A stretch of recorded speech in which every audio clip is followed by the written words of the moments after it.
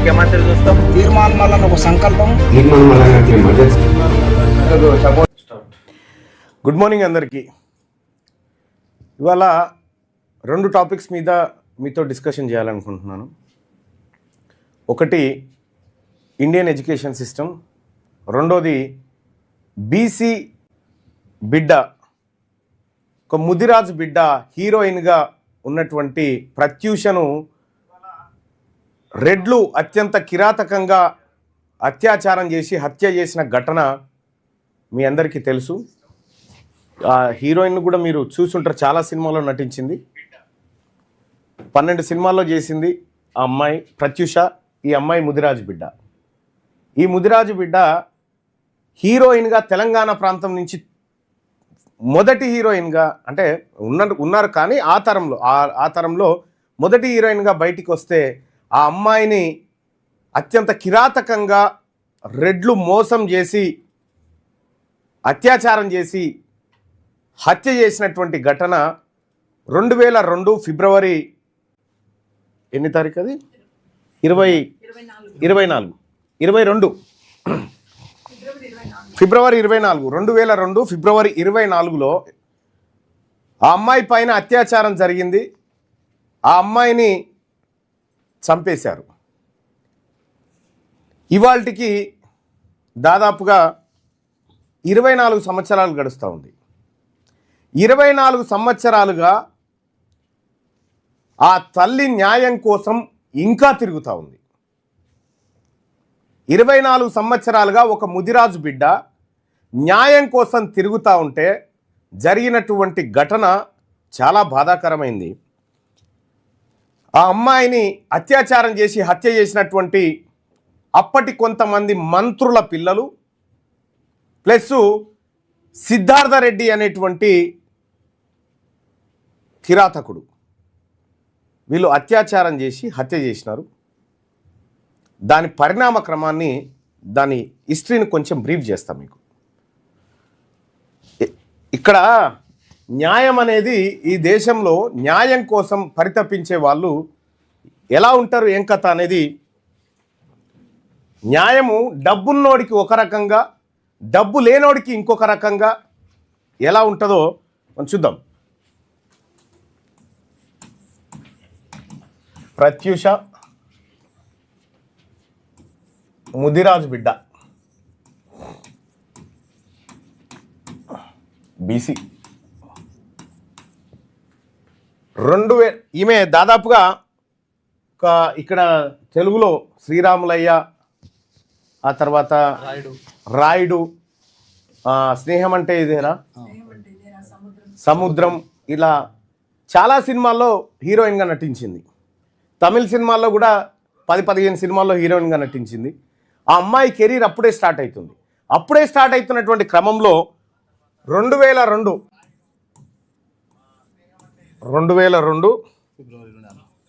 ఫిబ్రవరి 24 నాడు ఆ అమ్మాయి పైన రేప్ అటెంప్ట్ జరిగింది. ఆ అమ్మాయిని అత్యంత కిరాతకంగా హతమార్చారు. హతమార్చిన వారిలో ఆ రోజుల్లో ఉన్న మంత్రి పిల్లలు కూడా ఉన్నారు. కానీ అధికారంలో ఉండడం వల్ల వాళ్ళను కొంతమందిని తప్పించారు. అప్పట్లో నాగం జనార్దన్ రెడ్డి గారి కొడుకు పేరు కూడా వచ్చిండే, అప్పట్లో వార్తా కథనాలలో ఇంకా కొంతమంది పేర్లు కూడా వచ్చినాయి. ఇక్కడ 2002 ఫిబ్రవరి 24 నాడు ఘటన జరిగితే, ఆ అమ్మాయి పైన అత్యాచారం జరిగితే ఏం చేయాలి? సహజంగా గాంధీకో, మెడికల్ హాస్పిటల్, ఏది ఉస్మానియా హాస్పిటల్కో, లేదంటే ప్రభుత్వ దవాఖానకు పంపించి ఏం జరిగిందో చూడాలి. కానీ వాళ్ళు కేర్ ఆసుపత్రికి పంపించారు. బంజారాయిల్స్లో ఉన్నటువంటి కేర్ హాస్పిటల్కి పంపించి ట్రీట్మెంట్ చేస్తున్నట్టుగా, ఏదో అప్పటికే బ్రతుకున్నట్టుగా కేర్ ఆసుపత్రికి పంపించారు. కేర్ ఆసుపత్రిలో చనిపోయింది అనేటువంటి మాట చెప్పడం జరిగింది.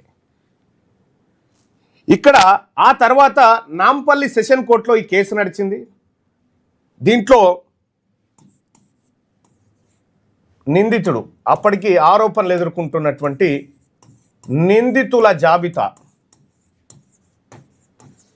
ఈ జాబితాలో అందరి మంత్రుల పిల్లలను తీసేసిరు, ఒక్కరిని పెట్టిరు. ఎవరు లేకపోతే కూడా బాగుండదు కదా, అందుకే సిద్ధార్థ రెడ్డి అని ఒకరిని పెట్టిరు.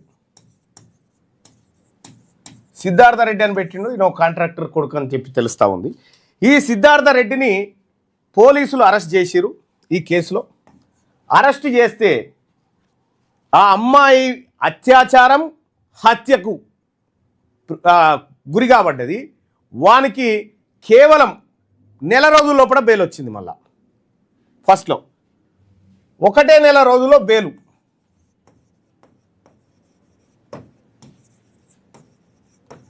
ఒకటే నెల రోజుల్లో బెయిల్ వచ్చింది. బెయిల్ వస్తే నాంపల్లి సెషన్ కోర్టులో దీనిపైన విచారణ జరిగింది. ట్రయల్స్ అయినాయి. ట్రయల్స్ అయితే నాంపల్లి కోర్టు ఏం చేసిందంటే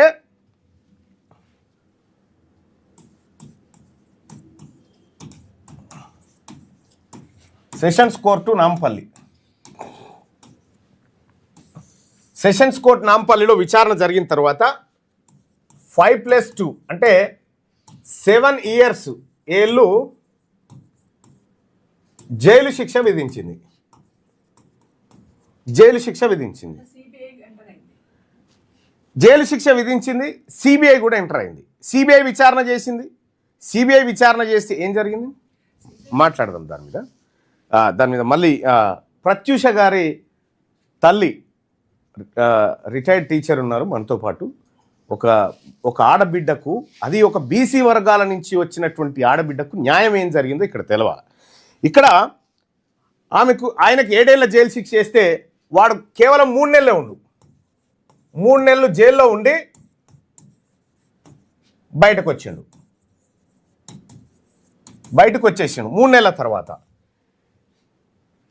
ఇది అన్యాయము. వానికి జీవిత ఖైదు పడాలి, లేదంటే ఉరిశిక్ష పడాలి అని ఆ తల్లి హైకోర్టుకు పోయింది. హైకోర్టులో అప్పీల్ చేసింది. నాకు సరైన న్యాయం జరగట్లేదని హైకోర్టులో అప్పీల్ చేసింది. హైకోర్టులో అప్పీల్ చేస్తే ఎవరో బాధితురాలు పోయింది. బాధితురాలే హైకోర్టుకు పోయి నాకు అన్యాయం జరిగింది, ఇక్కడ మొత్తం మ్యానిపులేషన్ జరిగిందని చెప్పి హైకోర్టుకు పోతే హైకోర్టు ఏం చేయాలి? పూర్తి స్థాయిలో విచారణ చేసి చంపితే, లేదంటే చంపడానికి ప్రేరేపిస్తే, చనిపోవడానికి ప్రేరేపిస్తేనే జీవిత ఖైదు వేస్తారు. జీవిత ఖైదే పడాలి. చాలా ఉన్నారు అట్లా. కానీ ఈ 7 ఏళ్ల జైలు శిక్ష ఉంది కదా, ఇది ఉంది కదా, దీన్ని తీసేసి ఏం చేసింది ఎరికైనా హైకోర్టు 2 ఏళ్ల శిక్షకు మార్చింది. చూసుకోరిగా పోయిందేమో ఈమె జైలుకు, న్యాయం వానికి జరిగింది. ఈయనకి గత పెద్ద మనిషిని 7 ఏళ్ళు ఎట్లా పెడతారా, 2 ఏళ్ళు పెట్టుకోవడానికి హైకోర్టు చెప్పింది. హైకోర్టు చెప్తే ఏది 2011లో, ఇది 2011లో హైకోర్టు జడ్జిమెంట్ ఇచ్చి 2 ఏళ్ల శిక్షగా మార్చింది. 2 ఏళ్ల శిక్షగా మార్చంగానే వాడు ఆయనతో ఇటాటు మెసిలిండు, పోయి అమెరికాలో పడ్డాడు. ఎవడు? సిద్ధార్థ రెడ్డి. ఇప్పుడు అమెరికాలోనే ఉన్నాడు. ఇక వాడు ఇండియాకు వచ్చేది లేదు, సచ్చేది లేదు.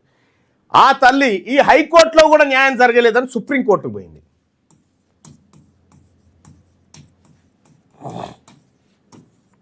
సుప్రీంకోర్టుకు పోయింది. సుప్రీంకోర్టులో ఎప్పుడు 2012లో అప్పీల్ చేసింది. 2012లో అప్పీల్ చేసింది. సెషన్స్ కోర్టు విధించిన శిక్షను హైకోర్టు ఇంకా తక్కువ చేసింది. అసలు మాకు అక్కడ న్యాయం జరగట్లేదు అనేది ఆ తల్లి ఆవేదన చెందితే సుప్రీంకోర్టులో 2012లో కేసు ఫైల్ చేస్తే, అప్పీల్ చేస్తే 2025లో విచారణకు వచ్చింది. దాదాపు 13 సంవత్సరాల తర్వాత విచారణకు వచ్చింది. ఈ 2025లోనే 4 నెలల నుంచి ట్రయల్స్ అయినాయి. 4 నెలల నుంచి ట్రయల్స్ అయితే సుప్రీంకోర్టు తీర్పు రిజర్వ్లో పెట్టింది. ఇప్పుడు ఈ వారం 10 రోజులలో రావచ్చు తీర్పు. సుప్రీం తీర్పు రిజర్వ్.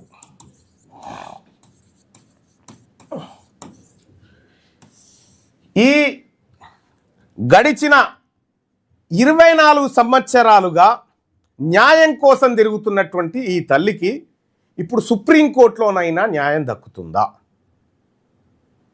ఒకవేళ ప్రత్యూష ముదిరాజు కాకుండా ప్రత్యూష రెడ్డి అయితే ఎట్లుంటుండే, ప్రత్యూష కమ్మ అయితే ఎట్లా ఉంటుండే న్యాయము?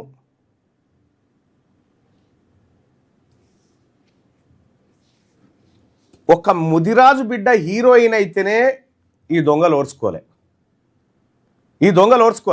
మొత్తం న్యాయ వ్యవస్థ, మొత్తం పోలీస్ వ్యవస్థ, అధికార వ్యవస్థ అంతా మొత్తం దొంగలకు సర్దిగట్టింది, పరిస్థితి ఆడికి వచ్చింది. మరి ఈ సుప్రీంకోర్టులో కూడా న్యాయం జరుగుతుందా? ఏం జరుగుతూ ఉంది? ఆ తల్లి 24 సంవత్సరాలుగా అనుభవిస్తున్న మనోవేదన ఇప్పుడు మీ ముందుకు వస్తుంది. అమ్మరండి ప్లీజ్.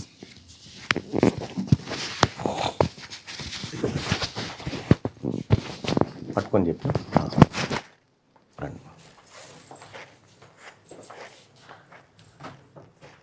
మేడం, ఈ యాదాద్రి భువనగిరి జిల్లాలోని బొమ్మల రామారం హై స్కూల్లో టీచర్గా పనిచేసినారు. ఇక్కడ మన సుదర్శన్ అన్న వాళ్ళ టీచరు, అమ్మ. ఆ తల్లి ప్రత్యూష కూడా స్కూల్కి తీసుకొస్తుండే చిన్నగా ఉన్నప్పుడు స్కూల్కు వస్తుండే. ప్రత్యూష కూడా, సుదర్శన్ కూడా వీళ్ళందరూ పరిచయం. సో ఒక 24 ఏళ్ళ నుంచి ఒక ఆడబిడ్డ న్యాయం కోసం ఈ కోర్టుల మెట్ల చుట్టూ ఎక్కి దిగి అసలు ఏం జరుగుతుందనేటువంటి అంశంలో ఇవాళ తెలంగాణ రాజ్యాధికార పార్టీ, మరి ముఖ్యంగా తీన్మార్ మల్లన్న దగ్గర రావడం జరిగింది. ఆ తల్లిని నేను చాలాసార్లు పలకరించిన, చాలాసార్లు మాట్లాడిన. వాళ్ళ సోదరుడు శ్యామ్ సుందర్ పీఈటీ గారు, ఆయన నాకు మంచి గురువు. ఆయన పీఈటీగా పనిచేసిన, అంటే మేము ఉన్నప్పుడు లేడు, ఆ తర్వాత వచ్చిండు. కానీ నేను వాలీబాల్ నేర్పించడానికి పోయేది. ఆయన బాగా సహకారం చేసి చాలా మంచి మనిషి. సో ఆయన ద్వారా కూడా కొంత సమాచారం వచ్చింది. 2002 ఫిబ్రవరి 22న ఏం జరిగింది తల్లి? అంటే 2023లో ఈవినింగ్ అండి. 2002లో ఫిబ్రవరి 23లో ప్రత్యూష ఈవినింగ్ బ్యూటీ పార్లర్కి వెళ్ళింది. ఎందుకంటే నెక్స్ట్ డే మార్నింగ్ ఆమెకు బెంగళూరులో ఓపెనింగ్ ఉండే, ఫిల్మ్ ఓపెనింగ్ ఉండే, కన్నడ మూవీ. దానికోసం అని చెప్పి ఈవినింగ్ అన్న శ్యామన్నయ్య కూతురు ఇద్దరు కలిసి వెళ్ళారు. వాళ్ళే వెళ్తున్నారు. నాకేమో స్కూల్కు లీవ్స్ అయిపోయినాయి బాగా. సో నేను ఈసారి రాలేనమ్మా అంటే అన్నయ్య కూతురుని పంపించండు. ఇద్దరు కలిసి వెళ్ళడానికి బ్యూటీ పార్లర్కి వెళ్ళిండు. ఇంక నేను వెళ్ళేటప్పుడు చూడడం అదే లాస్ట్ అమ్మాయిని. తొందరగా రండమ్మా. ఆ కాలంలో ఏంటంటే మనకు ఫ్లైట్ టికెట్లు ఆన్లైన్ లేవు, ఎయిర్పోర్ట్కి వెళ్ళి కొనుక్కోవాలా, మళ్ళీ మార్నింగ్ టైం పడుతుంది, ఇప్పుడే కొనేసుకొని రండి బ్యూటీ పార్లర్ నుంచి వచ్చేటప్పుడు అని చెప్తే మా సిరి బండి మీద కెనెటిక్ మీద ఇద్దరు వెళ్ళిపోయారు. అదే నేను లాస్ట్ చూడడం, బాయ్ చెప్పినా పంపించిన. మళ్ళీ చూడలేదు అమ్మాయిని, బతికుండంగా చూడలేదు నేను. వెళ్ళిపోయిండు. బ్యూటీ పార్లర్కి వెళ్ళిన తర్వాత ఈ సిద్ధార్థ రెడ్డి కొద్దిగా వీళ్ళిద్దరికి లవ్ నడిచింది మధ్యలో, ఎవరికి ప్రత్యూషకి సిద్ధార్థ రెడ్డికి. సో సిద్ధార్థ రెడ్డి బ్యూటీ పార్లర్కి వచ్చాడంట. వచ్చేసి ప్రత్యూష ఉందంటే లోపల ఫేషియర్ చేయించుకుంటుందంటే నేను వచ్చినా అని చెప్పు అన్నాడు. లోపలికి వెళ్ళి సిరి చెప్పిందంట, నేను వస్తున్నాను అక్క, ఒక 10 minutes కూర్చోమని చెప్పి వస్తున్నాను చెప్పి బయటకు వచ్చింది. వచ్చిన తర్వాత నువ్వు ఎలాగో అంటే బెంగళూరు నుంచి డైరెక్ట్గా చెన్నైకి వెళ్తుంది ప్రత్యూష. దాదాపు ఒక 1 month వరకు హైదరాబాద్ రాదు, రెగ్యులర్ షెడ్యూల్స్ ఉండే. నువ్వు 1 month వరకు రావు కదా, ఒక 10 minutes అట్లా కార్లో వెళ్ళి మాట్లాడుకొని వద్దాము అని అన్నాడు. అంటే అక్కడికి సిరి అన్నదంట, వద్దు మళ్ళీ అత్తమ్మ కోపడుతుంది, మేము వెళ్ళాలి అర్జెంటుగా, మళ్ళీ రేపు ఎర్లీ మార్నింగే ఫ్లైట్కు బుక్ చేసుకొని రమ్మన్నది, వెళ్ళాలి అని అంటే లేదు 5 minutesలో వస్తాము అన్నాడు. మా సిరి ప్రత్యూషం చూడడం అదే లాస్ట్, ఇంకా ఇప్పుడే వస్తామక్క 5 minutesలో అని చెప్పి కార్లో తీసుకొని వెళ్ళిపోయాడు. ఇంకా సిరి నేను ఇక్కడనే కూర్చోక బ్యూటీ పార్లర్లో, నేను ఇక్కడికి వస్తాం మళ్ళీ ఇంటికి వెళ్ళిపోదాం మనము. సిరి ఇంకా అక్కడే కూర్చుండిపోయింది, తను వెళ్ళిపోయింది. నాకు ఒక 6 o'clock అట్లా కాల్ చేసింది. నేను ప్రత్యూష చేసింది, చిన్న మొబైల్ ఉండే ప్రత్యూష దగ్గర. ప్రత్యూష నాకు 6 o'clock కాల్ చేసింది. కాల్ చేసి అమ్మ ఇట్లా నాకు తేజ గారి దగ్గర నుంచి కాల్ వచ్చింది, డైరెక్టర్ తేజ గారి నుంచి, జేఎం సినిమాకి నేను సెలెక్ట్ అయిపోయాను. అంతకు ముందుకు మమ్మల్ని పిలిచిండు చాలాసార్లు తేజ గారు. జేఎం సినిమాకు కన్ఫామ్ అయినా, ఒకసారి ఆఫీస్కి రమ్మన్నారు. నేను సిద్ధార్థ రెడ్డితో ఉన్నా, నేను వెళ్ళి తొందరగా అక్కని తీసుకొని వచ్చేస్తామా అన్నది. నాతోటి మాట్లాడడం అదే లాస్ట్, ఇంకా 6 o'clock. నేనన్నా చీకటి అయిపోతుందమ్మా, తొందరగా రా, అంతైతే మళ్ళీ వచ్చిన తర్వాత పోవచ్చు మనము తేజ గారి దగ్గరికి, జస్ట్ సార్కు థ్యాంక్స్ చెప్పి వచ్చేసేయని అంటే సరే అమ్మమ్మ అని అంది. చాలా హ్యాపీ మూడ్లో ఉంది తను. ఇంకా అది లాస్ట్ నాతోటి మాట్లాడడం. నాకు 7:45 అట్లా ఎవరో ఒక పర్సన్ కాల్ చేశాడు. ఇంట్లో ల్యాండ్ ఫోన్ ఉండే, ల్యాండ్ ఫోన్ కాల్ చేసి అమ్మ మీరు ప్రత్యూష గారి మదరా అంటే అవునండి అని అన్న. అంటే ప్రత్యూషను కేర్ హాస్పిటల్లో స్ట్రెచ్చర్ మీద పడుకోబెట్టుకోపోతున్నారమ్మా, నేను చూశాను అని అంటే నేను కోపడ్డా. అదేంటండి నాతో ఒక గంట కిందనే మాట్లాడింది మా పాప, స్ట్రెచ్చర్ మీద పడుకోబెట్టుకోవడం ఏంది, మీరు ఎవరిని చూసి ఎవరు అనుకుంటున్నారో అన్న. లేదమ్మా నేను చూసిన ఆర్టిస్ట్ సినీ హీరోయిన్ ప్రత్యూషనే స్ట్రెచ్చర్ మీద పడుకోబెట్టుకుంటూ, నాకు తెలుసు ప్రత్యూష, మీరు ఒకసారి ఎంక్వైరీ చేసుకోండి అమ్మా, ఎందుకైనా మంచిదని చెప్పి ఆయన ఫోన్ పెట్టేసి ఆయన పెట్టేసిన ఒక 15-20 మినిట్స్కు నాకు హాస్పిటల్ నుంచి కాల్ వచ్చింది. 8 o'clock 8-8-5 ఆ మధ్యలో వచ్చేసి ఇట్లా ప్రత్యూష హాస్పిటల్ అడ్మిట్ అయింది, మీరు రావాలంటే. అదేంటండి ఏమైంది, పాప బ్యూటీ పార్లర్కి వెళ్ళింది కదా, నాతో మాట్లాడింది ఏమైందంటే, లేదు మేడం మీరు అర్జెంట్గా వచ్చేసేయండి, వివరాలు ఇక్కడ చెప్తారు మీకు హాస్పిటల్లో అన్నారు. ఇంకా అప్పటికప్పుడు నేను బాబు హడావిడిగా వెళ్ళిపోయినాం. మేము వెళ్ళే వరకు 9-9:15 అయింది. బంజారా హిల్స్ వెళ్ళే వరకు తార్నాక నుంచి వెళ్ళాలా. నేను పైన రిసెప్షన్లోకి వెళ్ళి అడిగిన, ప్రత్యూష ఎక్కడ ఉందండి, ఏమైందంటే ఫస్ట్ ఫ్లోర్లో ఉంది, ఐసీయూలో పెట్టారు అని. ఐసీయూ దగ్గరికి వెళ్ళినాం. వెళ్తే అక్కడ సెక్యూరిటీ నన్ను లోపలికి పోనివ్వట్లే, ఆపేసిండ్రు, నన్ను బాబుని ఆపేసిండ్రు. మీరు వెళ్ళొద్దు, లోపల ట్రీట్మెంట్ అవుతుంది అని అంటారు. అదేంటంటే అసలు నా బిడ్డకి ఏమైంది తెలవాలి కదా నాకు మదర్గా, మీరు రమ్మన్నారు వచ్చినాము, ఏమైందో తెలవట్లేదంటే, లేదు మేడం మీరు ఉండండి అని అంటారు. అట్లా మమ్మల్ని పక్కన నిలబెట్టేసాను. అదే టైం కొద్దిగా డోర్ పెద్దగా ఉంటుంది ఐసీయూది. అదే time Siddhartha Reddy friends relatives అందరు లోపలికి పోతున్నారు, వస్తున్నారు. వాళ్ళని మాత్రం అలౌ చేస్తున్నారు, నన్ను బాబుని అలౌ చేయలే, పక్కన నిలబెట్టేసాను. ఆఫ్టర్ ఒక 2 hours 10:30-11 అట్లా అప్పుడు డాక్టర్ గారు వచ్చేసి రండమ్మా పాపని చూడండి అన్నారు. ఆఫ్టర్ 2 hours నేను లోపలికి వెళ్ళినా. సార్ ఇంతసేపు ఏం ట్రీట్మెంట్ సార్, నాకు అసలు నా టెన్షన్ అయిపోతుంది, మీరంటే ఏడ్చుకుంటూ చెప్తే, లేదు మేడం ట్రీట్మెంట్ చేసినాం అందుకని మిమ్మల్ని రానియలేదు. లోపలికి వెళ్తే సార్ అంత దూరం నిలబెట్టారు. పాప స్ట్రెచ్చర్ ఈడ ఉంటే, బెడ్ ఈడ ఉంటే నన్ను ఒక 20 అడుగుల దూరంలో నిలబెట్టారు. దగ్గరకు పోవద్దంటారు.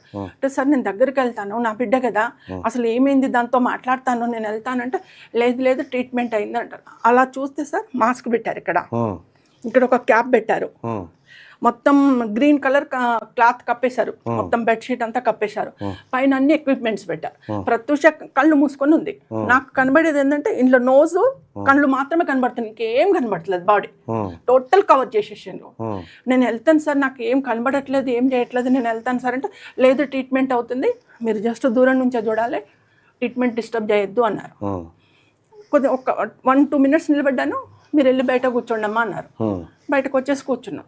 నేను ఇప్పటికీ అనుకుంటాను సార్, 1,00,000 సార్లు అనుకుంటా, 10 లక్షల సార్లు అనుకుంటా, నాకెందుకు అప్పుడు దేవుడు ఆలోచన కలిగలేదు, హాస్పిటల్ నుంచి షిఫ్ట్ చేయాలన్నది నాకు ఎందుకు రాలేదు. షిఫ్ట్ చేసి ఉంటే నా బిడ్డ బతికేది, నాకు అప్పుడు ఆలోచన రాలేదు సార్. తర్వాత అందరు అన్నారు, నువ్వు హాస్పిటల్ ఎందుకు పెట్టావు, షిఫ్ట్ చేసుకుంటే అయిపోయేది కదా అని. బయటకు వచ్చేసి కూర్చున్నాం. కూర్చున్న తర్వాత మళ్ళీ ఒక 1/2 hour మళ్ళీ పిలిచారు లోపలికి పిలిచి, అక్కడ దూరంగా టేబుల్ ఉంటే ఆ టేబుల్ మీద పాప హ్యాంగింగ్స్, చైన్, బ్రేస్లెట్, ఇంకో ఇదే రింగు సార్, ఇప్పటికి ఎంత భద్రంగా కాపాడుకుంటున్నారు. ఇది ప్రత్యూష పెట్టుకున్నారు. 24 years నుంచి నా చేయి మీద ఉంది సార్. ఇవన్నీ నాకు ఇచ్చేసారు ఖర్చులో కట్టి. అప్పుడు కూడా అడిగిన, ఒక్కసారి మాట్లాడతాను సార్ ప్లీజ్ నన్ను పంపి, లేదు మీరు వెళ్ళొద్దు, దూరంగా వెళ్ళి బయట కూర్చోండి అన్నారు. అప్పుడు బాబు నేను ఇద్దరం వెళ్ళి బయట కూర్చున్నాం. అదే లాస్ట్ సార్ నేను చూడడం పాపని, ఇంకా మళ్ళీ నన్ను లోపలికి పంపించలే వాళ్ళు. అటు పక్కన ఒక రూమ్ ఉంది, అందులో సిద్ధార్థ రెడ్డి పడుకొని ఉన్నాడు, వాళ్ళ మదరు వాళ్ళ ఫాదరు అందరు లోపల ఉన్నారు, సిద్ధార్థ రెడ్డి ఉన్నాడు, ఫ్రెండ్స్ అందరు పోతున్నారు, రిలేటివ్స్ అందరు పోతున్నారు, మమ్మల్ని మాత్రం బయటకు నెట్టేసిండ్రు, మీరు వెళ్ళి బయట కూర్చోండి అన్నారు. అప్పుడు బాబు కింద రిసెప్షన్లోకి వెళ్ళి అన్నయ్యలకి వదినలకి అందరు కాల్ చేస్తే, వాళ్ళు కొంతమంది ఏమో నైట్ వచ్చారు, కొంతమంది మార్నింగ్ వచ్చారు. మా పిఆర్ఓ గిరిధర్ కూడా పిలిచాను, గిరిధర్ కూడా వచ్చాడు. గిరిధర్ వచ్చేసి ఆ రాత్రంతా లాన్లోనే కూర్చున్నాం సార్, కింద రిసెప్షన్ ముందరనే కూర్చున్నాం. వాళ్ళందరికీ రూమ్స్ అలాట్ చేసిండ్రు. మాకు ఒక రూమ్ ఇవ్వండి అన్నాను, పేమెంట్ ఏదైనా ఉంటే మేము పే చేస్తాము, ఒక రూమ్ ఇవ్వండి, అన్నయ్యలు వాళ్ళు పెద్దవాళ్ళు ఉన్నారు పడుకుంటారంటే, రూమ్స్ లేవు మీకు అని అన్నారు. అక్కడే కిందనే రిసెప్షన్లోనే చైర్లలో పడుకొని ఉన్నాం సార్. అంటే అంత నిర్దయగా చూసిండ్రు మమ్మల్ని, పాపని లోపల పెట్టేసుకొని మమ్మల్ని అసలు కేర్ చేయలే, అసలు ఎక్కడ కూడా చిన్న రెస్పాన్స్ కూడా లేదు మాకు. నెక్స్ట్ డే మార్నింగ్ 10:30-11కి నన్ను పిలిచారు డాక్టర్ గారు. పిలిచి ఒక డ్రెస్ తీసుకురండమ్మా, ప్రత్యూషకి అన్నారు. అప్పటికప్పుడు నేను బాబు వెళ్ళేసి అన్నయ్య వాళ్ళని కూర్చోబెట్టేసి నేను బాబు తార్నాకకి వెళ్ళి తొందర స్నానం చేసుకొని దేవుడికి దండం పెట్టుకొని, కొద్దిగా బాగా చేయండి నా తండ్రి అని చెప్పి దేవుడికి దండం పెట్టుకొని ఒక 1/2 hourలో బయట మళ్ళీ డ్రెస్ తీసుకొని బయటకు వచ్చేసాం.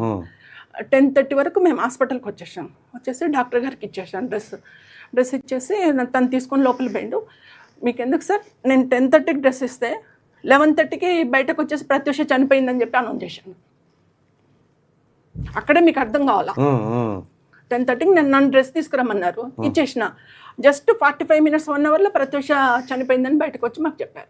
మీరు ఇప్పుడే బాగుందన్నారు కదా సార్, నన్ను డ్రెస్ తెమ్మన్నారు కదా, చేంజ్ చేస్తున్నామన్నారు కదా, ఇప్పుడే అంటే మీరు వెళ్ళిపోయిన తర్వాత హార్ట్ అటాక్ వచ్చింది, చనిపోయింది. ఓకే. ఆ తర్వాత ఏం జరిగింది? 11:30కి తింటే స్ట్రెచర్ మీద ఫార్మాలిటీస్ కంప్లీట్ చేసుకుని 12:30కి బయటకు తీసుకొచ్చారు సార్. తీసుకొచ్చేసిన తర్వాత అప్పుడు పోలీస్ వాళ్ళు ఎంటర్ అయ్యిండు.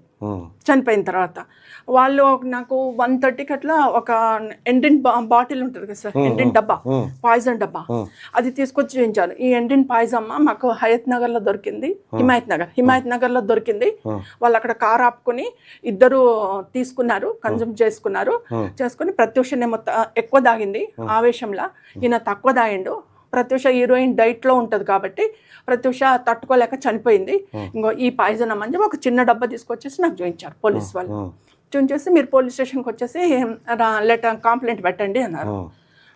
నేను మా పెద్దోదిన ఇద్దరం పోయి కంప్లైంట్ పెట్టింది పోలీస్ స్టేషన్. ఇది మా పంజగుట్ట పోలీస్ స్టేషన్కి వెళ్ళి, అప్పుడు వెంకటేశ్వరరావు గారు ఉండే ఎస్ఐ, వెళ్ళి సిఐ వెళ్ళి కంప్లైంట్ పెట్టినాం. ఎలా చనిపోయింది మాకు తెలవట్లేదు, పాప అయితే చనిపోయింది, మాకు టెన్షన్గా ఉంది అని చెప్పేసి అంటే అప్పుడు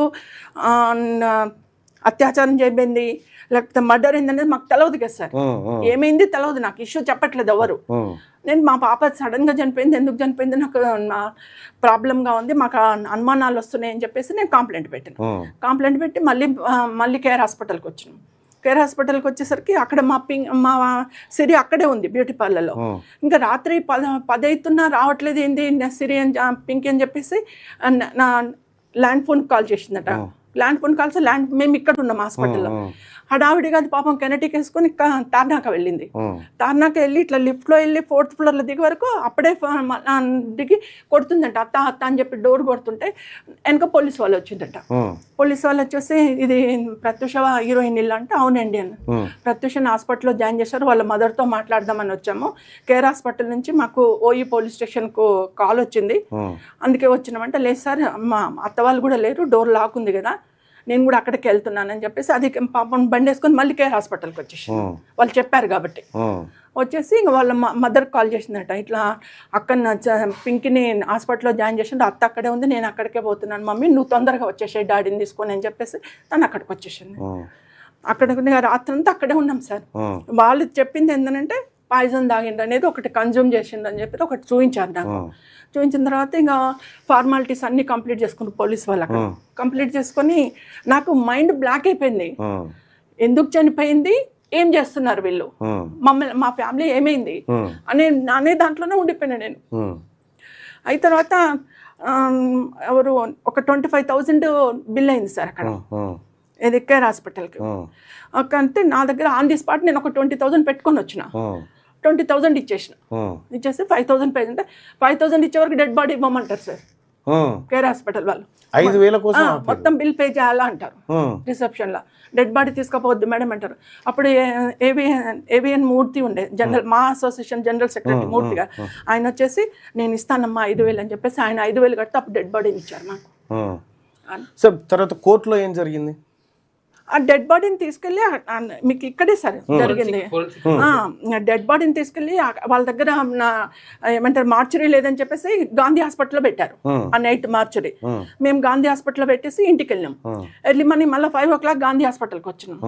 అయితే మా వదిన వాళ్ళు ఏమన్నారంటే ఇక్కడ ఘాట్లు ఉన్నాయమ్మా, మనకి పింకీ మెడ మీద ఘాట్లు ఉన్నాయి, ఎందుకో అనుమానం వస్తుంది, మరి పొద్దున్న మళ్ళీ మనం ఒకసారి చూసుకుందాం, నువ్వు పోలీస్ వాళ్ళని అడగంటే పొద్దున వెళ్ళంగానే నేను పోలీస్ వాళ్ళని అడిగాను మార్నింగ్, సార్ నాకు ఎందుకు డౌట్ వస్తుంది, అన్ని ఘాట్లు ఉన్నాయి గొంతు మీద, ఒకసారి మా డాక్టర్ను చూస్తా సార్ అని అంటే లోపలికి వెళ్ళి చూడమ్మా అన్నారు. బాక్స్లో పెట్టింది, బాక్స్ తీసి చూసినాము.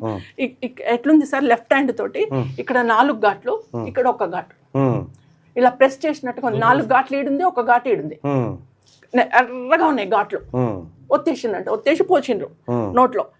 అయితే నేను అది డాక్టర్ని అడిగితే డాక్టర్ ఏమంటే మేము ట్రీట్మెంట్లో మేము పెట్టాల్సి వస్తుంది. సరే ఇక్కడ 4 ఘాట్లు ఎట్లా ఉంటాయి, ఇక్కడ మీరు క్లిప్ పెడితే 2 ఉంటాయి, క్లిప్లు అటాచ్ క్లిప్లు 2 ఉండాలి, ఇటు ఉండాలి. కానీ ఇక్కడ ఒకటే ఘాటు తంబుది, ఇక్కడ 4 ఫింగర్స్ ఘాట్లు ఉన్నాయి, అది ఎట్లా అవుతుంది అంటే లేదు మేడం మీరు అనుమానపోతున్నారు, ఇవి మేము ట్రీట్మెంట్లో చేసినాం. అన్నారు. పంచనామా చేసిన తర్వాత అప్పుడు మునిస్వామి ప్రొఫెసర్ సార్ గాంధీ హాస్పిటల్లో ఆయన కొన్ని వందల పోస్ట్ మార్టం చేసిండు. ఆయన్నే ప్రత్యూషకు కూడా పోస్ట్ మార్టం చేసిండు. పోస్ట్ మార్టం చేసి మాకు డెడ్ బాడీ ఇచ్చేస్తే నేను భువనగిరికి తీసుకొని వెళ్ళిపోయినా. నేను చేసిన పెద్ద తప్పు ఏంటంటే దానం చేసిన. దానం చేయకుండా నేను బొందబెట్టుంటే నా బిడ్డకు మళ్ళీ న్యాయం దొరికేది. నేను కొన్ని వేల సార్లు అనుకున్నా నాకు తెలవక చేసిన మిస్టేక్స్ నా వైపు జరిగినాయి సార్. ఇవే దానం చేసినందుకు నాకు న్యాయం దొరకలే. దానం చేసిన తర్వాత ఒక 3 daysకి నాకు నా పేపర్లల్లో ఛానళ్ళల్లో అప్పుడు ఈటీవీ తేజ రెండే ఉండే సార్. అక్కడ న్యూస్లో చూసే పేపర్లలో చూసేవరకు ఇది ప్రత్యూష మామూలుగా చనిపోలేదు, ఇది అత్యాచారం చేయబడింది అని చెప్పేసి వచ్చేసినాయి. ఆన్ ది స్పాట్ నేను హైదరాబాద్కి వచ్చేసి ఇంకా అందరినీ కలిసిన. అప్పటికి మునిస్వామి రిపోర్టు అన్న ఏముంది సార్, అతను ఏం చేసిండంటే ప్రెస్కు వచ్చేది లేకుండానంట. మునిస్వామి ప్రెస్కు వచ్చేసి చెప్పిండు ఆయన ఏమని, ఇది మామూలు ఆత్మహత్య కాదు, మామూలు చావు కాదు, అమ్మాయి హత్య చేయబడ్డది, రేప్ చేసి అమ్మాయిని చంపేసిండ్రు పోస్ట్ మార్టం చేసిన డాక్టర్ చెప్పిండు. అయితే అతని రిపోర్ట్ని సెషన్ కోర్టు కౌంట్ చేసుకోలే, హైకోర్టు కౌంట్ చేసుకోలే, ఎంక్వైరీకి ఇచ్చిన సిబిఐ కూడా కౌంట్ చేయలే. పోస్ట్ మార్టం రిపోర్ట్ పక్కన చేసిన. అంటే నా ఒక్క వాదన ఏంటిదంటే సార్, మామూలుగా సస్పెక్టెడ్ డెత్ ఏదైనా సరే అందులో ఫస్ట్ పోలీస్ వాళ్ళు కౌంట్ చేసేది ఏంటి సార్, పోస్ట్ మార్టం రిపోర్ట్. దాంతో ఎఫ్ఐఆర్ బుక్ చేస్తారు. కానీ ఇక్కడ Pratyusha death post mortem report కౌంటే చేయలేదు, పక్కన పడేసిండ్రు, చెత్తబుట్లో పడేసిండు. దాన్ని పడేసి ప్రత్యూష చనిపోయినాక ఒక 1 monthకి ఒక 3 డాక్టర్లను నామినేట్ చేసింది గవర్నమెంట్. నామినేట్ చేసి ఆ 3 డాక్టర్లతోటి రకరకాల డాక్యుమెంట్లు సేకరించుకొని, సిడిఎఫ్టి డాక్యుమెంట్ అంటే ఆ డాక్యుమెంట్ అంటే అన్ని సేకరించుకొని ఆ డాక్యుమెంట్ల ఆధారంగా వీళ్ళు ఒక రిపోర్ట్ తయారు చేశారు. ఆ రిపోర్ట్ని సిబిఐ కౌంట్ చేసింది, సెషన్ కోర్టు కౌంట్ చేసింది, హైకోర్టు కౌంట్ చేసింది. నేను అదంటున్నా, ప్రత్యూష బాడీని పోస్ట్ మార్టం చేసిన డాక్టర్ రిపోర్ట్ అతను క్లియర్ గా చెప్పింది సార్. పోస్ట్ మార్టం లో ఉంది ప్రత్యూష తొడల మీద, ఎబ్డమ్ మీద ఒక్కరికంటే ఎక్కువ వాళ్ళది ఉన్నది. ప్రత్యూష తొడల మీద, కడుపు మీద, చెస్ట్ మీద అన్ని ఘాట్లు ఉన్నాయి, గక్కినట్టు ఘాట్లు ఉన్నాయి. ఆ అమ్మాయిని ఘోరంగా రేప్ చేసి చంపేసిండ్రు అనేసి ఆయన క్లియర్ కట్ గా ఇచ్చాడు సార్. దాని పక్కన పడేసాను. ఇంకా మనకు న్యాయం ఎక్కడ దొరుకుతుంది సార్? మెయిన్ ఒక డెత్కు కావాల్సిన ఎవిడెన్స్ని పక్కన పడేసిన తర్వాత ఇంకా నాకు న్యాయం ఏడ దొరుకుతుంది, నా బిడ్డకు న్యాయం ఏడ దొరుకుతుంది? ఇప్పటి వరకు కూడా ఎవరు మేము ప్రతి కోర్టులో కౌంట్ చేసినాం. మీరు ఇప్పుడు సెషన్ కోర్టులో అయిపోయింది. సెషన్ కోర్టు ఎవరిని దోషిగా తేల్చింది? ఒకటి సార్, సిడిఎఫ్డి ఉంది కదా సార్, నాచారంలో ఉండే అప్పుడు సిడిఎఫ్డి వాళ్ళు ఏమన్నారంటే, అమ్మ మీరు వచ్చేసి DNA టెస్ట్కు బ్లడ్ ఇవ్వండి అన్నారు. నేను సొంతంగా వెళ్ళి బ్లడ్ ఇచ్చిన సార్. అక్కడ ఒక 7 members 8 members అప్పుడు సస్పెక్ట్ చేసింది సార్ పోలీస్ వాళ్ళు. ఒక 7-8 members నేమ్స్ అనౌన్స్ చేయలేదు. ఒక 7-8 మంది ఉన్నారు అని చెప్తే వాళ్ళ బ్లడ్ అంతా సిడిఎఫ్డికి ఇవ్వమన్నారు సార్ పోలీస్ వాళ్ళు. వాళ్ళని ఎక్కడో హోటల్లో కూర్చోబెట్టి తల్లినేమో సిడిఎఫ్డికి పిలిపించారు బ్లడ్ ఇవ్వడానికి. వాళ్ళేమో ఎక్కడనో కూర్చోబెట్టేసి హోటళ్లలో బాటిళ్లలో బ్లడ్ తీసుకొచ్చేసి సిడిఎఫ్డి ఇచ్చారు. అది వాళ్ళ బ్లడ్ అని ఎట్లా నమ్మకం సార్? వాళ్ళ బ్లడ్ అని ఎట్లా నమ్మకం? ఇప్పుడు ఇక్కడ మనకు నా బ్లడ్ టెస్ట్ చేస్తేనే పక్క రూమ్ లో పోతే మన బ్లడ్ కాదా తెలియదు. ఏం టెస్ట్ చేసి ఎక్కడో బ్లడ్ తీసుకొచ్చి ఇక్కడ ఇచ్చేసారు. అక్కడే కొట్టేసారు సార్. అంటే మీకు తెలిసేది ఏంటంటే అక్కడే మొత్తం సాక్ష్యాలు తారుమారు అవుతూనే ఉన్నాయి. మళ్ళీ కేర్ హాస్పిటల్కి వెళ్ళినా నేను. వెళ్ళి 3rd day వెళ్ళినా. హైదరాబాద్కి వచ్చి 3rd dayకి వెళ్ళి నా బిడ్డ డ్రెస్ ఇవ్వండి అన్న. మీరు మార్చారంటున్నారు కదా సార్, మెడికల్ లీగల్ కింద నా బిడ్డ డ్రెస్ ఇవ్వాలి కదా, మెడికల్ లీగల్ కింద నా బిడ్డ డ్రెస్ ఇవ్వాలి కదా, నా బిడ్డ డ్రెస్ ఇవ్వండి అన్న. అంటే డాక్టర్ గారు, ఆ సోమరాజు గారు ఏమంటారంటే, డైరెక్ట్ వెళ్ళి చైర్మన్నే కలిస్తే ఏమంటారంటే, లేదు మేడం మేము ఆ రోజే దాన్ని కాల్ చేసినాము అని. సార్ మెడికల్ లీగల్ కింద డ్రెస్ ఎట్లా కాల్ చేస్తారు సార్? ఒకటి అన్ని ఆధారాలు వరుసగా చెరిపేసుకుంటూ వచ్చినారు. నేనేమన్నంటే మోషన్ చేసింది అన్నారు. హార్ట్ అటాక్ వచ్చినప్పుడు భయానికి మోసం చేసింది అని. సార్ పిల్లలం మేము కంటాం సార్, తల్లులం, మీ అమ్మ అయినా మీ భార్య అయినా నేనైనా అందరం ఆడోళ్ళం. పిల్లలను కంటాము, పిల్లల్ని పెంచాం. అప్పుడు మాకేం అసహ్యం ఉండదు సార్. పిల్లల్ని పెంచి పోషించుకుంటాం, ప్రతిదీ తీస్తాం, మేము తీసేసి శుభ్రం చేసుకొని పెంచుకుంటాం పిల్లలను. కన్న తల్లులు అంటే అదే సార్. మాకెట్లా, నాకెందుకు అసహ్యం వేస్తుంది సార్? ఇచ్చేయను ఉంటుంది నా బిడ్డని, నాకు అట్లనే ప్యాక్ చేసి ఇచ్చేయను ఉంటుంది. మీరు ఎందుకు కాల్ చేసిందంటే, లేదు మా దాంట్లో రూల్ అట్లా అంటే, ఓకే సార్ మీ దాంట్లో రూలు, వర్కర్స్ తీసిండ్రు కాల్ చేసి. పైదేమైంది సార్, కిందంటే మోషన్ అయింది పైజామ్లో, పైదని ఇవ్వచ్చు కదా, మీరు పైదెందుకు మీరు తీసేసినట్టు, లేదు మొత్తం డ్రెస్ కాల్ చేసిండ్రు అని. ఒక 2 days తర్వాత మళ్ళీ నన్ను పిలిచి ప్రత్యూష చెప్పులను మంచిగా ప్యాక్ చేసి రాక్లో పెట్టి నన్ను పిలిచి, అవి మీ అమ్మాయి చెప్పులే కదమ్మా మీరు తీసుకోండి. ప్రత్యూష చెప్పులకు అంత విలువ ఉంది, ప్రత్యూష డ్రెస్కు విలువ లేదా సార్? అంటే ఇక్కడ నేను అందరికీ మీకు మీలాంటి వాళ్ళకి తెలియజెప్పేదంటే ఎవిడెన్స్ని ఎట్లా మాయం చేసిండు, స్టెప్ టు స్టెప్ ఎవిడెన్స్ని మాయం చేసుకుంటూ వచ్చిండు. ఎవ్రీ ఎవిడెన్స్ లేకుండా నాకు అందకుండా చేసిండు సార్ ప్రతిది. ఇంకా నాకు న్యాయం దొరకాలి. అప్పుడు సిద్ధార్థ రెడ్డిని అరెస్ట్ చేశారా? అప్పటికి సిద్ధార్థ రెడ్డిని అరెస్ట్ చేసిండు సార్. ఎందుకంటే సిద్ధార్థ రెడ్డి తోటే పోయింది కాబట్టి సిద్ధార్థ రెడ్డి కంపల్సరీ అక్యూజ్డ్ కావాల్సింది అక్కడ. కాబట్టి సిద్ధార్థ రెడ్డిని మాత్రం అక్యూజ్ చేసి మిగతా వాళ్ళందరినీ తప్పేసిండు. తప్పించడానికి కావాల్సిన ఎవిడెన్స్ అన్ని తీసేసారు. సిద్ధార్థ రెడ్డికి జైలు పోయిన తర్వాత మళ్ళీ 10-15 రోజులకు బెయిల్ వచ్చి బయటకు వచ్చిన తర్వాత కోర్టు ట్రయల్స్ అయిన తర్వాత సెషన్ కోర్టు ఎన్ని రోజుల శిక్ష వేసింది? 5+2 ఇచ్చింది సార్. అంటే 7 ఏళ్ల శిక్ష. 7 ఏళ్ల శిక్ష అంటే 5 ఏళ్ళు అవుతుంది సార్. ఒక సెక్షన్ కు 2 ఏళ్ళు ఇచ్చిండ్రు, ఒక సెక్షన్ కి 5 ఏళ్ళు ఇచ్చిండ్రు. కంటిన్యూగా ఉంటుంది. 5 ఏళ్ళ శిక్ష వేస్తే మళ్ళీ మీరేం చేశారు? నేను హైకోర్టుకి వెళ్ళినా సార్ 2011లో వెళ్ళినా. అంటే సిబిఐ రిపోర్ట్ సబ్మిట్ చేసింది సెషన్ కోర్టులో. ఇది ఎట్లా అంటే ఆత్మహత్య, సిద్ధార్థ రెడ్డి ఆత్మహత్యకి ఎంకరేజ్ చేసిండు కాబట్టి, పాయిజన్ తీసుకోవడానికి ఎంకరేజ్ చేసిండు కాబట్టి అతనికి ఎంకరేజ్ కింద 5 years +2 ఇచ్చేద్దాము అని చెప్పేసి సిబిఐ రిపోర్ట్ సబ్మిట్ చేస్తే సెషన్ కోర్టు జడ్జి ఇచ్చేసిండు. దాన్ని నేను 2011లో వెళ్ళిన హైకోర్టుకి వెళ్ళి, నా బిడ్డ చనిపోయింది, మీరు పోస్ట్ మార్టం రిపోర్ట్ కౌంట్ చేయలేదు సెషన్ కోర్టులో, మీరన్నా కౌంట్ చేయండి పోస్ట్ మార్టం రిపోర్ట్ ని, కౌంట్ చేసుకుంటే బాగుంటది, మాకు న్యాయం దొరుకుతుంది. ఎక్కడైనా పోస్ట్ మార్టం రిపోర్ట్ కౌంట్ చేయాలి కదా, సిబిఐ కౌంట్ చేయలేదు, సెషన్ కోర్టు కౌంట్ చేయలేదు, నా బిడ్డ అత్యాచారం చేయి మర్డర్ చేయబడింది కాబట్టి నాకు న్యాయం చేయండి అని చెప్పేసి నేను 2011లో వెళ్ళాను సార్ కోర్టుకి. ఇంకో విచిత్రం ఏంటంటే ప్రత్యూషను పోస్ట్ మార్టం చేసిన డాక్టర్ యాక్సిడెంట్ లో చనిపోయాడు. 2009లో చనిపోయాడు. యాక్సిడెంట్ లో చనిపోయాడు. ఎంత విచిత్రం అంటే ఇక ఏ ఎవిడెన్స్ లేకుండా క్లోజ్ చేసిరు అన్నట్టు. ఒకవేళ ఆయన ఉంటే ఆయన అక్కడ సాక్ష్యం చెప్పేటోడు ఏడా హైకోర్టులో.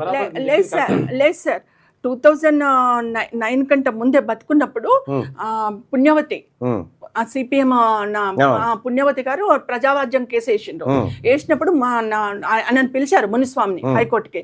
ఆయన వచ్చి సాక్ష్యం చెప్పాడు, ఇది రేప్ చేసిండ్రు, అమ్మాయిని అత్యాచారం చేసిండ్రు, అమ్మాయిని మర్డర్ చేసిండ్రు, నా రిపోర్ట్ 100% కరెక్ట్, నేను బాడీని చూసి చేసిన అని చెప్పేసి చెప్పాడు. డైరెక్ట్ పోస్ట్ మార్టం చేసిన డాక్టరే చెప్పిన తర్వాత ఆ డాక్టర్ సడన్ గా యాక్సిడెంట్ లో చచ్చిపోయాడు. ఇక అంటే ఒక మర్డర్ తర్వాత సాక్ష్యాలు ఖతం చేయడానికి ఆ డాక్టర్ని కూడా చంపిరనేది దీన్ని బట్టి అర్థమవుతుంది. సో హైకోర్టు ఏం తీర్పిచ్చింది? హైకోర్టు 2 years ఇచ్చింది సార్, తగ్గించేసింది. 5 ఏళ్ల శిక్షను 2 ఏళ్ళకి తగ్గించింది. ఇంకా వానికి న్యాయం కోసం పోయిందేమో ప్రత్యూష తల్లి, వీడికి జీవిత ఖైదు పడాలి, ఉరిదీయాలి వాడిని అని చెప్పి ఈ తల్లి పోతే, ఈ తల్లికి న్యాయం జరగకపోగా 5 ఏళ్ళు ఎట్లయితారా వానికి 2 ఏళ్ళు సరిపోతుందని 2 ఏళ్ళు చేసారు. 2 ఏళ్ళు ఇచ్చేసి సిద్ధార్థ రెడ్డి ఒక 40,000 రూపాయలు ప్రత్యూష కుటుంబానికి నష్టపరిహారం ఇవ్వాలి. అది కేసు. ఆ తర్వాత 2012లో సుప్రీంకోర్టు పోయింది.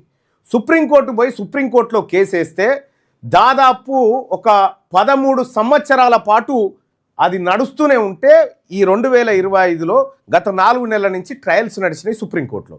ట్రయల్స్ నడిస్తే ట్రయల్స్ అయిపోయినాయి, తుది తీర్పు రిజర్వ్ పెట్టింది సుప్రీంకోర్టు. ఈ తీర్పు ఇంకొక 5-10 రోజులలో వస్తుంది. ఈ తీర్పు 5-10 రోజులలో వచ్చి సిద్ధార్థ రెడ్డికి జీవిత ఖైదు విధించాలని చెప్పినా కూడా వాడు లేడీడు, అమెరికాలో వారిపోయాడు కథం. ఇది ఒక బీసీ బిడ్డ ప్రత్యూష హీరోయిన్గా ఎదిగినటువంటి క్రమంలో ఒక సిద్ధార్థ రెడ్డి అనేటువంటి దుర్మార్గుడు హత్య చేసి ఆధారాలు మాయం చేసి పోస్ట్ మార్టం డాక్టర్ను కూడా హత్య చేసి హ్యాపీగా అమెరికాలో వాని జీవితంలో వాడున్నాడు. ఒక బీసీ బిడ్డకు జరిగిన న్యాయం ఇది. తీస్తే సినిమా కదా, తీస్తే సినిమా ప్రత్యూషది.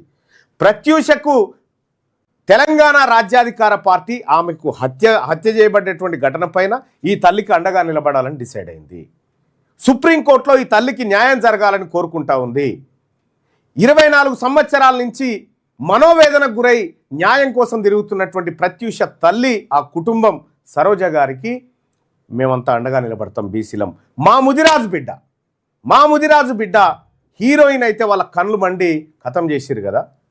న్యాయము జ్యుడిషియరీ వ్యవస్థ గురించి నేను చాలాసార్లు చెప్పిన. అక్కడ ఎవడు ఉండరా నీకు న్యాయం చేయడానికి అని చెప్పిన. అక్కడ ఎవడు ఉండడు న్యాయం చేయడానికి. సేమ్ బీసీ బిల్లు కాలేదా? 42% బీసీ రిజర్వేషన్ బిల్లు ఏమైంది? కులగణన చేసినోడు రేవంత్ రెడ్డి, దానికి కేసు వేసినోడు మాధవరెడ్డి, వాదించిన ఆయన ఇంకో రెడ్డి, ఆపోజిట్ నుంచి వాదించిన ఆయన మయూర్ రెడ్డి, ఇన్న ఆయన ఇంకో రెడ్డి జడ్జి. తీర్పు కొట్టేసిరు, ఒడిచిపోయింది. సేమ్ ఇదే కథ ప్రత్యూష కేసులో కూడా జరిగింది. ప్రత్యూషది ఖచ్చితంగా హత్యాచారము, అలాగే హత్య అని పోస్ట్ మార్టం చేసిన డాక్టరే కోర్టుకు వచ్చి ఎవిడెన్స్ చెప్పిన తర్వాత కూడా కోర్టులు కన్సిడర్ చేయలేదు. ఇవాళ ఈ రాజ్యం కాకుండా బీసీల రాజ్యమే ఉండినుంటే ఒక్కడన్నా తప్పించుకుంటాడేనా? చాలామంది పర్సన్స్కి సంబంధించి అందులో ఇన్వాల్వ్ అయినారు అనేది క్లియర్గా పోస్ట్ మార్టం రిపోర్ట్ చెప్పిన తర్వాత తప్పించుకోగలిగినారు. ఎవ్వడు కూడా లేడు. ఇప్పుడు 24 ఏళ్ల నుంచి తల్లి శిక్ష అనుభవిస్తూ ఉంది, మానసిక శిక్షను అనుభవిస్తూ ఉంది. ఇది బీసీ బిడ్డలకు జరుగుతున్నటువంటి న్యాయం. గత ప్రభుత్వానికి చెప్తే వాళ్ళు పట్టించుకోవాలి, ఇప్పుడు గత ప్రభుత్వం చెప్తే వాళ్ళు పట్టించుకోలే. ఇక ఇది వాళ్ళ ప్రభుత్వమేనా? ఇవన్నీ ఆ ప్రభుత్వాలన్నీ ఒక్కతాను ముక్కలే. కాబట్టి మా కుటుంబాన్ని పట్టించుకోండి అని చెప్పేసి కేసీఆర్ని కలిసిన సార్. నేను చేస్తానమ్మా చెప్తానమ్మా అన్నారు, 10 సంవత్సరాలు పట్టించుకోలే. ఇప్పుడు రేవంత్ రెడ్డి గారిని కూడా నేను సవినయంగా అడుగుతున్నా, ఎంతో మంది కళాకారులను నేను ఆదుకుంటున్నాను చేస్తున్నాను అంటున్నావు, మరి ప్రత్యూష కుటుంబం గుర్తుకు రావట్లేదా? తెలంగాణలో ఒకే ఒక్క బీసీ అమ్మాయి, ఫస్ట్ గా వచ్చిన తెలంగాణ అమ్మాయి హీరోయిన్ గా వచ్చింది. నేను ఒక తల్లిగా, ఒక టీచర్ గా నా బిడ్డ బతుకుంటే తెలంగాణకు ఒక మంచి కళాకారుని తయారు చేసేదాన్ని. ఈ రోజు ఎందుకు రేవంత్ రెడ్డి గారికి గుర్తు రావట్లేదు? ఎంతో మందిని పిలుచుకుంటున్నావు, మరి నన్ను ఎందుకు పిలవట్లేదు? వీళ్ళు ఇంకా 4 రోజులు ఉంటారు, పోతారు. ఖచ్చితంగా మీరు కోరుకున్న ప్రభుత్వం వస్తుంది, మన బీసీల ప్రభుత్వం. ఖచ్చితంగా అప్పుడు నీకు న్యాయం జరుగుతుంది తల్లి, మేము హామీ ఇస్తూ ఉన్నాం అన్నమాట. సో నీకు న్యాయం జరగాలని మనసారా కోరుకుంటా ఉన్నాం. మేమంతా కూడా ప్రత్యూష తల్లి కుటుంబానికి, ప్రత్యూష కుటుంబానికి అండగా నిలబడతామని చెప్పి చెప్తున్నాం. Thank you so much. ఇక అలాగే నరేంద్ర మోడీ గారు ఢిల్లీలో మాట్లాడుతూ చాలా విషయాలు, ఏది సార్ అనేది మేము చెయ్యము, పార్లమెంట్లో గొడవ జరుగుతూ ఉంది, దాని మీద ఒక 2 నిమిషాలు మాట్లాడాలా. ఎంత విచిత్రమైనటువంటి అంశాలు ఉంటాయి దీంట్లో అంటే, భారతదేశంలో చదువుతున్నటువంటి విద్యార్థులు, ప్రభుత్వ పాఠశాలల్లో చదువుతున్నటువంటి విద్యార్థులు, ప్రైవేట్ పాఠశాలలో చదువుతున్నటువంటి విద్యార్థుల గురించి ఈ దేశం కానీ ప్రధానమంత్రి కానీ పెద్దగా ఆలోచించడు. మొత్తం 24.69 కోట్ల మంది విద్యార్థులు చదువుకుంటున్నారు భారతదేశంలో. అందులో 12.16 కోట్ల మంది ప్రభుత్వ పాఠశాలల్లో చదువుతూ ఉన్నారు. అంటే దాదాపుగా 49% మంది చదువుతూ ఉన్నారు. ఇక్కడ మన విద్యా విధానం మీద ఒక దాని పేరు ఏమంటారంటే, ర్యాంకు విషయానికి వస్తే ప్రపంచవ్యాప్తంగా పీసా అని అంతర్జాతీయ సంస్థలు, అంటే program for international student assessment అనేటువంటి పీసా అనేటువంటి ప్రోగ్రాంలో 73 దేశాలు పాల్గొన్నాయి. 73 దేశాలు పాల్గొంటే ఇండియాకి ఎంత ర్యాంక్ వచ్చిందో తెలుసా? సేమ్ 72వ ర్యాంకు, లాస్ట్ నుంచి 2వది. మొత్తం భారతదేశంలో ప్రభుత్వ పాఠశాలలు వచ్చేసి 10,13,322 ప్రభుత్వ పాఠశాలలు ఉన్నాయి. అందులో 72% పాఠశాలలో ఇంటర్నెట్ లేదు. ఇప్పటికీ 72% పాఠశాలలో, 52% పాఠశాలల్లో ల్యాబొరేటరీస్ లేవు. టాయిలెట్స్ లేని పాఠశాలలు అనేకం ఉన్నాయి. సింగిల్ టీచర్ పాఠశాలలే 1,00,000 పైచిలుకున్నాయి. ఇది మన దేశంలో విద్యా విధానం. దీని గురించి పార్లమెంట్లో జరగదు చర్చ. దీని గురించి ప్రధానమంత్రి ప్రకటన చేయడు, కేంద్ర విద్యాశాఖ మంత్రి పట్టించుకోడు. ఈ దేశంలో ఉన్నటువంటి సంపద జీడిపిలో విద్య కోసం పెట్టేటువంటిది మొత్తం పాకిస్తాన్, బంగ్లాదేశ్, శ్రీలంక, మయన్మార్ కంటే తక్కువ, నేపాల్ కంటే కూడా. అంటే మనము ఎక్కడ పోతా ఉన్నాం? ఈ దేశం బాగుపడాలంటే విద్య అత్యంత కీలకమైంది. దాన్ని ఖతం చేసి బీహార్ ఎన్నికలలో 10,000 ఇవ్వాలి మహిళకు. ఇగో ఈ పనిలో ఉన్నాయి రాజకీయ పార్టీలన్నీ. అందుకోసమే ఇక మహిళల విద్యనైతే అత్యంత దారుణమైన పరిస్థితి. మరీ ముఖ్యంగా బీసీ మహిళలకు ముద్రా లోన్ల విషయం డాటా నేను బయట పెట్టినా కదా, ముద్రా లోన్లు కూడా బీసీ మహిళలకు దక్కలే, అప్పులేమో బీసీ మహిళల మీద. అందుకోసమే బీసీ మహిళలను చైతన్యపరచడం కోసం, బీసీ మహిళలను అన్ని రంగాల్లో ముందుకు తీసుకురావడం కోసం తెలంగాణ రాజ్యాధికార పార్టీ కంకణం కట్టుకుంది. అందులో భాగంగానే మా సోదరి నీరజ మన తెలంగాణ రాజ్యాధికార పార్టీలో చేరడం జరిగింది. నీరజను ఒకసారి ఇట్రమ్మ. నీరజ గౌడు కాంగ్రెస్ పార్టీలో చాలా యాక్టివ్గా పనిచేసినటువంటి నీరజ గౌడు తెలంగాణ రాజ్యాధికార పార్టీలో చేరింది. సో తెలంగాణ రాజ్యాధికార పార్టీ రాష్ట్ర కమిటీ నిర్ణయం మేరకు నీరజ గారిని తెలంగాణ రాజ్యాధికార పార్టీ మహిళా విభాగం వర్కింగ్ ప్రెసిడెంట్గా నియమించడం జరుగుతూ ఉంది. థ్యాంక్ యూ అమ్మ, థ్యాంక్ యూ. ప్రస్తుత రాజకీయాలపైన సుదర్శన్ గారితో మన సోదరి నీరజ డిబేట్లో ఉంటుంది ఇప్పుడు. సో ఆమె ఇప్పుడు తెలంగాణ రాజ్యాధికార పార్టీ మహిళా విభాగం వర్కింగ్ ప్రెసిడెంట్గా ఈ రాష్ట్రంలో మహిళా లోకాన్ని, మరి ముఖ్యంగా బీసీ మహిళలను రాజకీయంగా అన్ని రంగాల్లో ముందుకు తీసుకురావడానికి ఆమె కొన్ని ప్రత్యేక బాధ్యతలు అప్పచెప్పబోతా ఉంది పార్టీ. అందులో భాగంగా నేనే రమ్మని పిలవడం జరిగింది నీరజ గారిని. థ్యాంక్ యూ సో మచ్ రా వచ్చినందుకు. అలాగే మీరు సుదర్శన్తో డిబేట్లో పాల్గొనండి. Okay, thank you.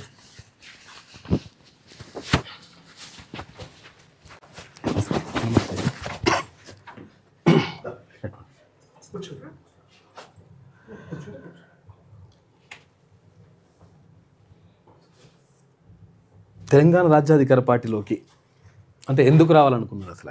కూర్చో. మనం రాజులం అనిపించుకోవడానికి, బానిసత్వాన్ని వదిలిపెట్టాలనే ఒక ఉద్దేశం. ఓకే, ఎప్పటికైనా జెండాలు వెనకంగా ఎంతకని మొద్దాం, మన అధికారం మనం కూడా చేయగలుగుతాం అని నిరూపించుకోవడానికి, తెలియజెప్పడానికి నేను రావాలనుకున్నాను.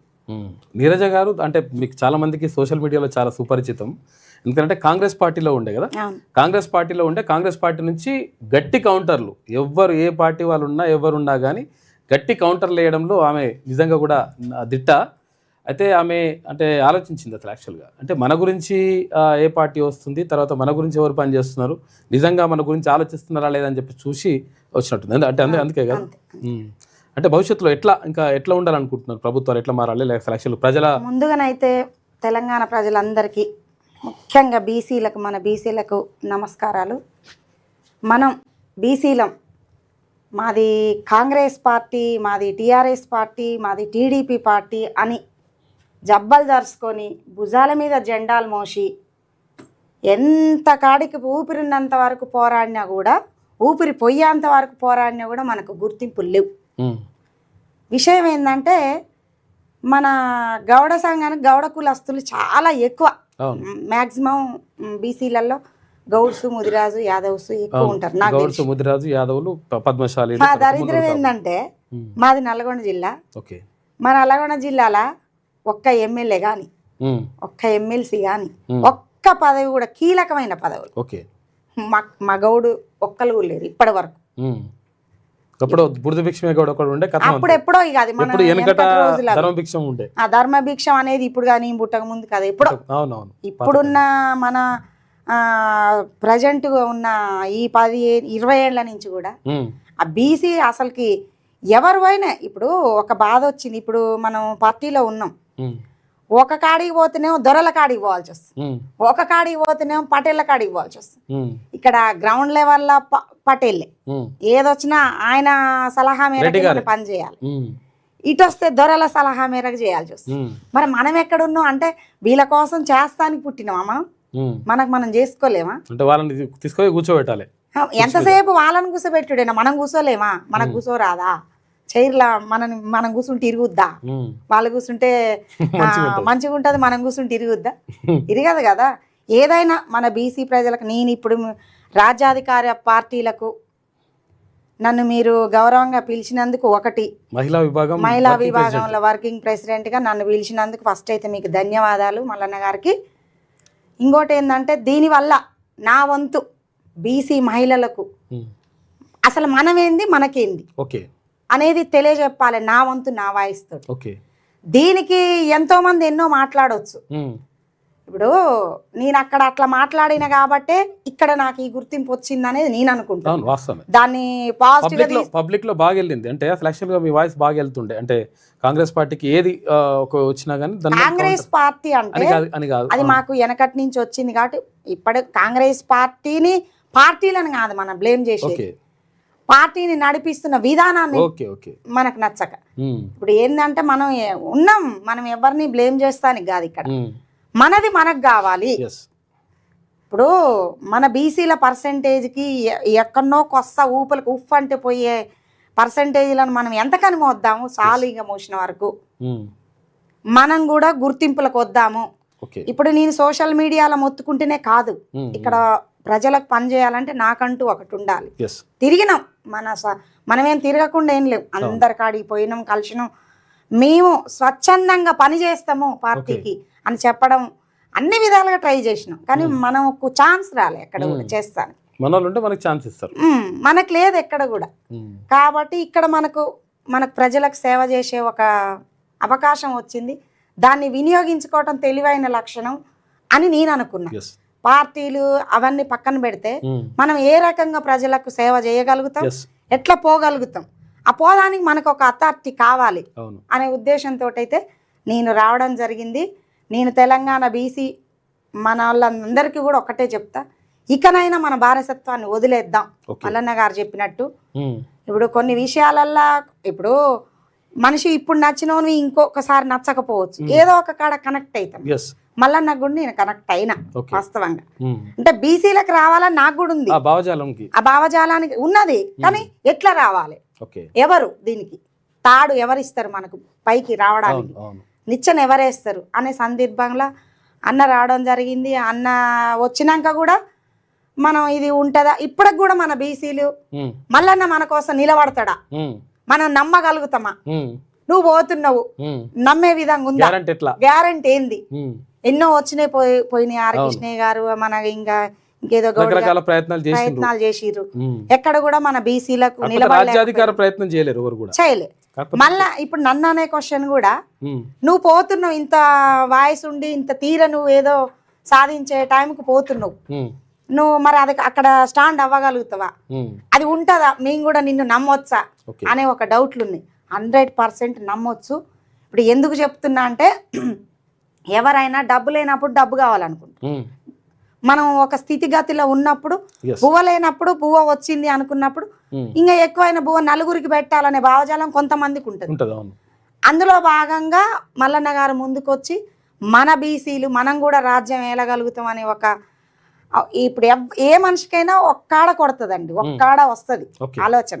మనం పోతా ఉంటే అరే ఎంత కనిపోదాం ఇట్లా వెనకంగా, ఒక వెనకంగా పోతుంటే అసలు మనమే ఎందుకు ముందలకు పోకూడదు, మనకేం తక్కువ, మనం చదువుకున్నాం, మనకు అన్ని విధాలుగా ఆలోచించే విధాన శైలి ఉంది, ఆ శక్తి మనకు కూడా ఉంది, మనం ఎందుకు ఎంతసేపు వెనక నడవాలి, సరే ముందుకు మనం కూడా అడిగేద్దాం అనే ఒక కార్యక్రమం అన్నబెట్టిండు. దాని సంబంధించిన పార్టీ అనేది మన బీసీల కోసం తెలంగాణ రాజ్యాధికార పార్టీ అని పెట్టిండు. ఆ పార్టీలకు నేను చూస్తుండగా మన బీసీలు ముఖ్యంగా మన గౌడ్స్ ఎక్కువ రావడం జరుగుతుంది. చూసిన ఇప్పుడు నవ్వుతుర్రు, నవ్వని. ఇప్పుడు కేసీఆర్ గారు పార్టీ పెట్టినప్పుడు ఎగ్జాంపుల్ సూర్యాపేటలో జగదీష్ రెడ్డి గారు పోటీ చేసినప్పుడు ఫస్ట్ 2014లో పిల్లలు తిరిగిరు బండి వేసుకొని, ఆ పిల్లలు తిరుగుతుంటే నవ్వినాం మేము, నేను కూడా నవ్వినా. అదే అమ్మ పోరగాళ్ళు బుడ ఇలా నుంచి అవుతుంది. ఇవాళ మరి 10 సంవత్సరాలు అదే పార్టీ, ఇదే జగదీశ్వర్ రెడ్డిని ఇంతవరకు ఎవరు ఓడిలేకపోయారు, 2 సార్లు మంత్రి చేసిండు, 3 సార్లు ఎమ్మెల్యే అయిండు. అంటే దేన్ని కూడా అవహేళన చెయ్యొద్దు, దేన్ని కూడా చిన్నంచనా వేయొద్దు, ఈమెతోనేమవుతుంది ఈయనతోనేమవుతుంది అని ఆలోచించటం రాంగ్. మనం తలుచుకుంటే ఏదైనా ఏదో ఒక అడిగేయాలి, ఎవరో ఒకరు వెయ్యాలి. మల్లన్న వేసిండు పారి మన బీసీలను కథం కలుపుదాం, మల్లన్న మాట తప్పిన రోజు నిలదీద్దాం. ఇప్పుడు మల్లన్న మనం నిలదీద్దాం.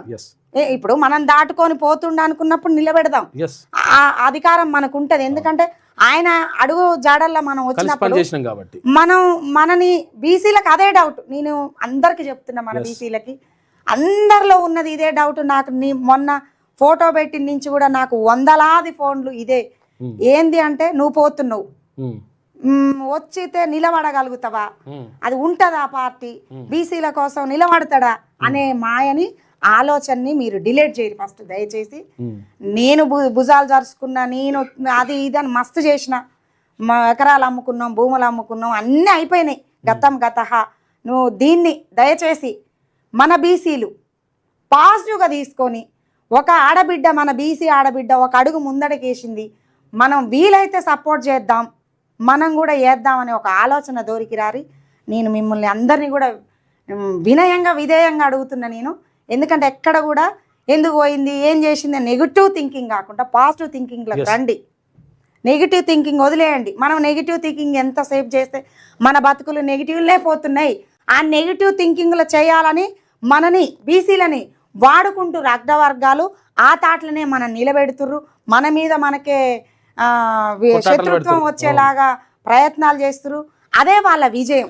అది నేను కనుక్కున్నా. ఇప్పుడు నాకు అవగాహన లేనప్పుడు ఎన్నో మాట్లాడతాం.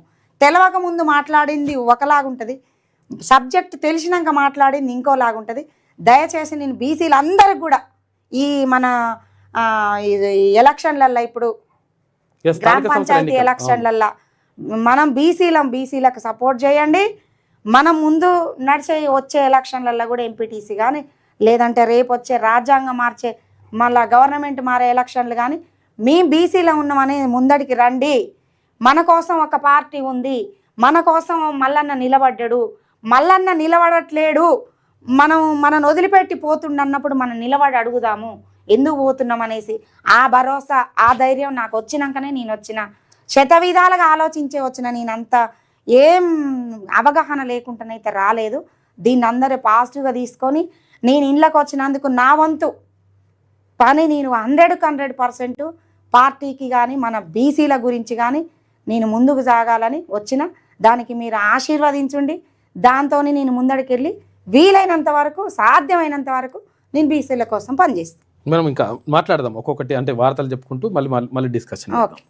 రాత్రి వేళ రాబడి పెంచేలా సాంస్కృతిక కార్యక్రమాలు, నైట్ బజార్ల నిర్వహణ, హైదరాబాద్ వ్యూహాత్మక అభివృద్ధిలో మరింత ముందుకు అని చెప్పేసి ప్రభుత్వం ఒకటి తెలంగాణ రైజింగ్ గ్లోబల్ సమ్మిట్ సందర్భంగా ఇవి రాత్రిపూట కూడా, అంటే అసలు యాక్చువల్గా నైట్ బజార్లు అవన్నీ కూడా నడుస్తూ ఉంటాయి, దాన్ని కూడా పెంచాలి, తర్వాత ఆదాయం పెంచాలి, కల్చరల్ ప్రోగ్రామ్స్ కూడా పెంచాలని చెప్పేసి ప్రభుత్వం ఒకటి భావిస్తుందంటే దానికి సంబంధించి ఒక వార్త కనిపిస్తుంది.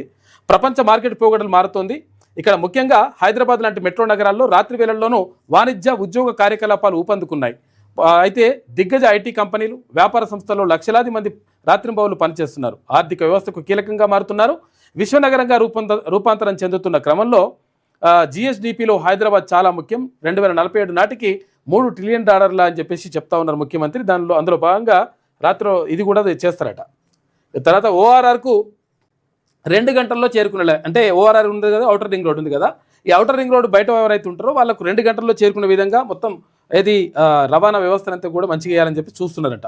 విజన్ 2047లో అధునాతన రవాణా వ్యవస్థ, సమీకృత రవాణాలోనే 70% ప్రయాణాలకు ప్రణాళిక అని చెప్పేసి ఒక వార్త కనిపిస్తూ ఉంది. ఎక్కడి నుంచైనా సరే, అయితే తెలంగాణలో ఎక్కడి నుంచైనా సరే ఓఆర్ఆర్కి చేరుకోవాలంటే ఒక 2 గంటల్లో చేరుకునేటట్టుగా మంచిగా చేస్తారట రోడ్లు. ఇక చదువు, సాగునీరు మా ప్రాధాన్యం, అవే ప్రపంచ చిత్రపటంలో తెలంగాణను ఉన్నతంగా నిలబెడతాయని నమ్ముతున్నామని చెప్పేసి ముఖ్యమంత్రి అంటా ఉన్నారు. విద్యాభివృద్ధిలో భాగంగానే పాల్వంచలో ఎర్త్ సైన్సెస్ వర్సిటీ ఏర్పాటు, స్వరాష్ట్ర కళ సాకారం చేసినందుకే వర్సిటీకి మన్మోహన్ సింగ్ పేరు. భూ విజ్ఞాన శాస్త్ర విశ్వవిద్యాలయ ప్రారంభోత్సవంలో ముఖ్యమంత్రి రేవంత్ రెడ్డి మాట్లాడారు. నిన్న ఎర్త్ వర్సిటీకి సంబంధించి ప్రారంభించారు ముఖ్యమంత్రి, తర్వాత మంత్రులు వీళ్ళందరూ కూడా వెళ్ళి. డీసీసీ అధ్యక్షులకు 6 నెలల ప్రొబేషనరీ, తర్వాత పనితీరు ప్రకారం ఎవరిని ఉంచాలో ఎవరిని తీసేయాలో నిర్ణయించాలి. జిల్లా కాంగ్రెస్ పార్టీ అధ్యక్షులకు సంబంధించి ఎవరిని ఉంచాలో ఎవరు తీసేయాలని, ఎందుకంటే బీసీలు కొంతమంది ఎక్కువ పెట్టారు. ఈసారి 36 మంది ఉంటే 16 మందిని పెట్టిండ్రు. ఈ 16 మంది ఎక్కువ అని చెప్పేసి పెద్దగా ఇట్లా జబ్బలు అరుచుకొని రాస్తున్నారు. ఏమంటున్నారు ఇప్పుడు ఉంచాలనా తీసేయాలని చెప్పేసి 3 నెలలు పెడతారు. ఇదివరకు ఎప్పుడు లేదు. బీసీలే ఎక్కువ అనుకుంటే మరి 17 మంది క్యాబినెట్లా మన బీసీల వాటా ఎంత? అది చూడాలి కదా, అట్లుండదు. ఇక తర్వాత పనితీరు ప్రకారం ఎవరిని ఉంచాలో ఎవరిని తీసేయాలో నిర్ణయించాలి. ఇక కాళ్ళలో కళ్ళం కట్టెబెట్టడం రాజకీయాల్లో మామూలే, ఆ కట్టెను పక్కన పడేసి ముందుకు పోవాలి. పిసిసి సమావేశంలో సీఎం రేవంత్ రెడ్డి నిన్న మాట్లాడాడు.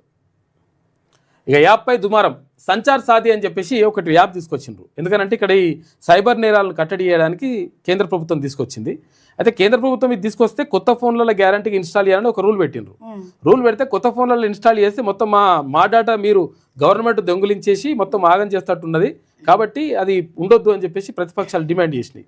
దీంతో ఏం చేసినట్టే మీ ఇష్టం ఉంటే పెట్టుకోరు లేకపోతే లేదని చెప్పేసి ఒకటి తీసుకొచ్చిరట. యాప్పై దుమారం సంచార్ సాధిని కొత్త ఫోన్లలో ముందుగానే ఇన్స్టాల్ చేయాలన్న నిబంధనపై విపక్షాలు ధ్వజమెత్తినాయి.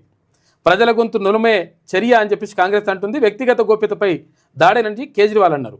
ఈ యాప్ను డిలీట్ చేసుకోవచ్చన్న కేంద్రం రిజిస్టర్ చేసుకుంటేనే పనిచేస్తుందని స్పష్టీకరణ. రిజిస్టర్ చేసుకుంటే చేస్తారంట, లేకపోతే లేదంట. కంపల్సరీ దానికోసం రూల్ ఎందుకు? రూల్ పెట్టదా, మనకి ఇష్టం ఉంటే పెట్టుకోవాలని చెప్పేసి మళ్ళీ లేదంటే లేదు తీసుకొచ్చిండ్రు. ఇక ఇవాళ ప్రధానితో సీఎం భేటీ అని చెప్పేసి అంటున్నారు. అంటే ప్రధానంగా దీని గురించి వెళ్తారంట. గ్లోబల్ సమ్మిట్ ఉంది కదా, ఈ గ్లోబల్ సమ్మిట్కి వెళ్ళినప్పుడు ఇదివరకు అపాయింట్మెంట్ దొరకలేదు కదా సార్కి. మరి ఇప్పుడు వెళ్ళినప్పుడు బీసీల గురించి, బీసీల వాటా గురించి అడగాలి. ఇప్పుడు రేవంత్ అన్న బీసీల కోసం పని చేస్తున్నా అని చెప్తున్నాడు, చేస్తుండు నిరూపించుకోవడానికి మరి ఇది చేస్తే 100% మరి చేసిన కలుస్తున్నారు. ఎట్లకైనా బీసీల కోసం సపోర్ట్ కలుస్తున్నారు కాబట్టి ఈ మాట కూడా అడిగితే ఇప్పటిదాకా అది అపాయింట్మెంట్ దొరకలేదు అన్నారు. ఇప్పుడు దొరికింది కాబట్టి మరి అడిగితే మంచిది. ఇప్పుడు దీని మీద మాట్లాడి దాన్ని సక్సెస్ చేసుకొస్తే మన రేవంత్ అన్న మన బీసీల కోసం 100% 100% రేవంత్ అన్న కష్టపడుతున్నట్టే మనం దాన్ని అప్రిషియేట్ నమ్మొచ్చు. అప్పుడు పైసల కొద్ది పీఠం ఆగని వేలం పంచాయతీలు, కాసులున్నోళ్ళకి పదవులట, రూపు మారుతున్న ఐకగ్రీవం అని చెప్పేసి పైసలుంటే ఎంత అని చెప్పేసి అర్రాసు పెడుతున్నట. ఏది సర్పంచ్ పదవి ఉంటాయి కదా, అది కొంటున్నారు అర్రాసు పెడుతున్నారు. అంటే ఒక్కొక్కరికి ఇచ్చుడు ఎందుకు, టైం వేస్ట్, డబ్బులు మొత్తాన్ని గుండు గుత్త గంప గుత్త కొని పడేస్తే మంచిగా ఉంటది అనేది.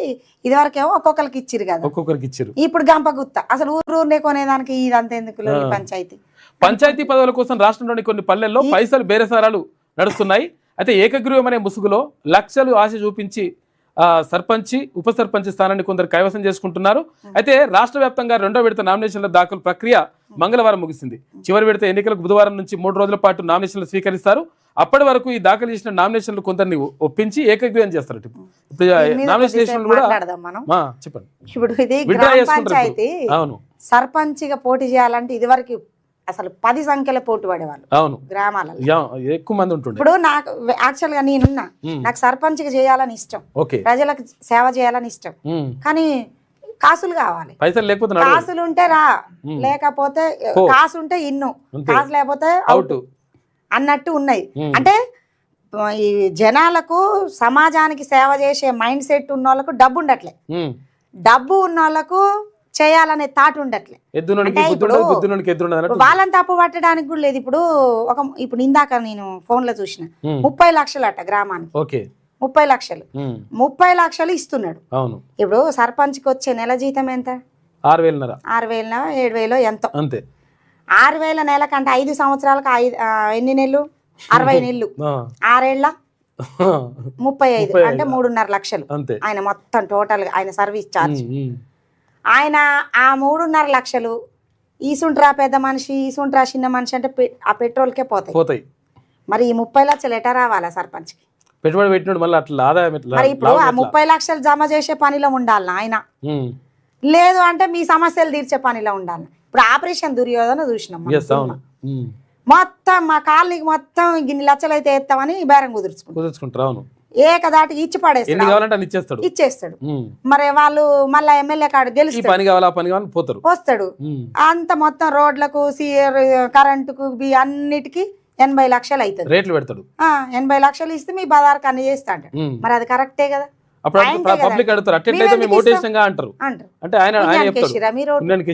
ఇప్పుడు వాస్తవంగానైతే ఇది వరకు ఇంత గలీజ్ కల్చర్ లేదు మనకి. ఎందుకంటే 2014 ఎన్నికల అవతల ఉంది. ఎట్లా ఉందంటే అప్పుడు నాటుసారా ఉండేది, అంతే, క్వార్టర్స్ ఉండేది. అయితే కొద్దిగా రిచెస్ట్ లీడర్ కి అయితేనే ఒక క్వార్టర్, అంతే. లేదు రోజు తాగుబోతాడు అయితేనో ఓ పావు సారా నాటు సార్ అంతే ఏదో అంతా కలిసి కూడా ఓ 10,000 ఖర్చు కాకపోతుంది. అవును అది అయిపోతుండే గెలుస్తుండే. ఇప్పుడు అట్లా కాదు. ఆ కల్చర్ తెచ్చింది అయితే 100కు 200% మన కాక కేసీఆర్ కాకే. ఎందుకు తెచ్చిండు అంటే జనాలని ఎట్లా మ్యాన్పులేట్ చేసిండంటే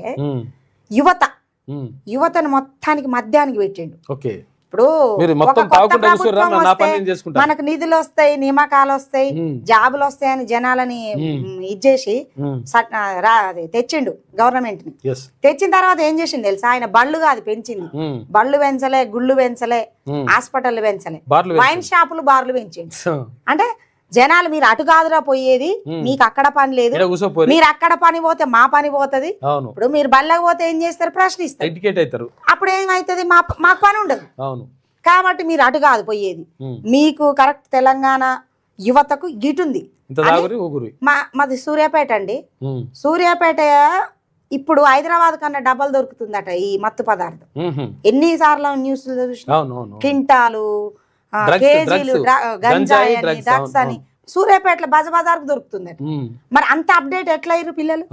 ఇవాళ నువ్వు 20 ఏండ్ల పిల్లగా అని మాట్లాడు, వెనకట నీలాంటి చెల్లె అంటే అన్న అని, అరే నువ్వు పెద్ద అనుకో, నేను చిన్న అనుకో, జరగదు అందుకో అమ్మ అంటే తెచ్చిచ్చాలి. ఇప్పుడు ఇంత పిల్లగా అని చెప్తే నీకు ఎట్లా కనపడుతున్నా, ఏం నువ్వు నాకేమన్నా సాధి పెడుతున్నావు అంటే ఆ ఆలోచన విధానం అనేది మారిపోయింది జనాలది.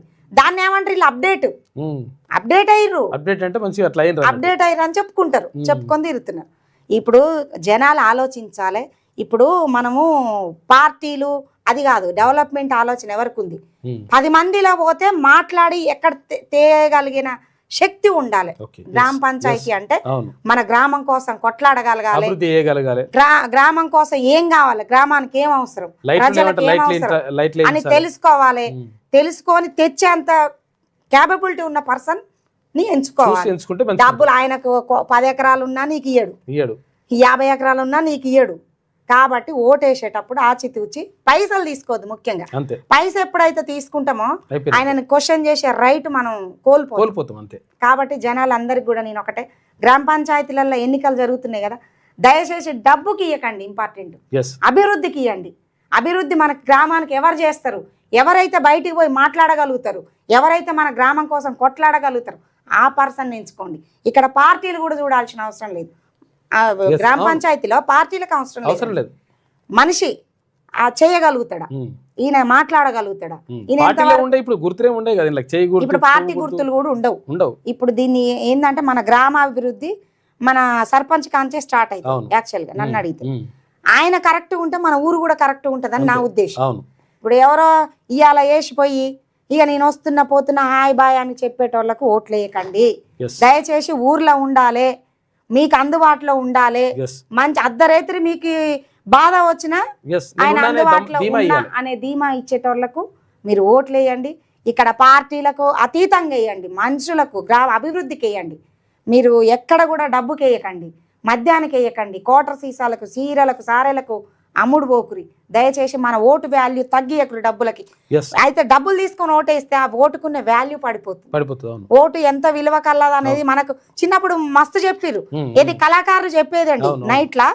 ఇప్పుడు అప్పుడు ఇవన్నీ లేవు కదా టెక్నాలజీ. కళాకారులు వచ్చి మద్యం తాగితే ఏమైతుంది అని చెప్పేది, ఏది గోష్ గొంగడి కట్టి అప్పుడు అది సన్నివేశాలు ఊర్లలో నైట్ పెట్టి. అప్పుడున్నంత జనాలకు తెలివి కూడా ఇప్పటి పిల్లలకు లేదు. చదువుకుంటారు కానీ మినిమం నాలెడ్జ్ లేదు. ఇప్పుడు సైబర్ నేరగాళ్ళకు కూడా చూడరు మీరు, మాక్సిమం చదువుకున్న వాళ్ళే మోసపోతారు. చదువుకోనోడు అనుకో క్వశ్చన్ ఎత్తాడు, చేయడు, ఏం చేయాలరా బాయ్ అని అడుగుతాడు. ఈ చదువుకున్నాడే అట్లా చేయండి నన్ను ఏమన్నా అనుకుంటాడో ఏమో అని దాంట్లో మొత్తం. ఇప్పుడు మీరు చూడ్రి, ఇప్పుడు సైబర్ నేరం చూడ్రి, డబ్బులు పోగొట్టుకున్న వాళ్ళు మొత్తం చదువుకున్నారు, బాగా హైలీ ఎడ్యుకేటెడ్ పోతున్నారు.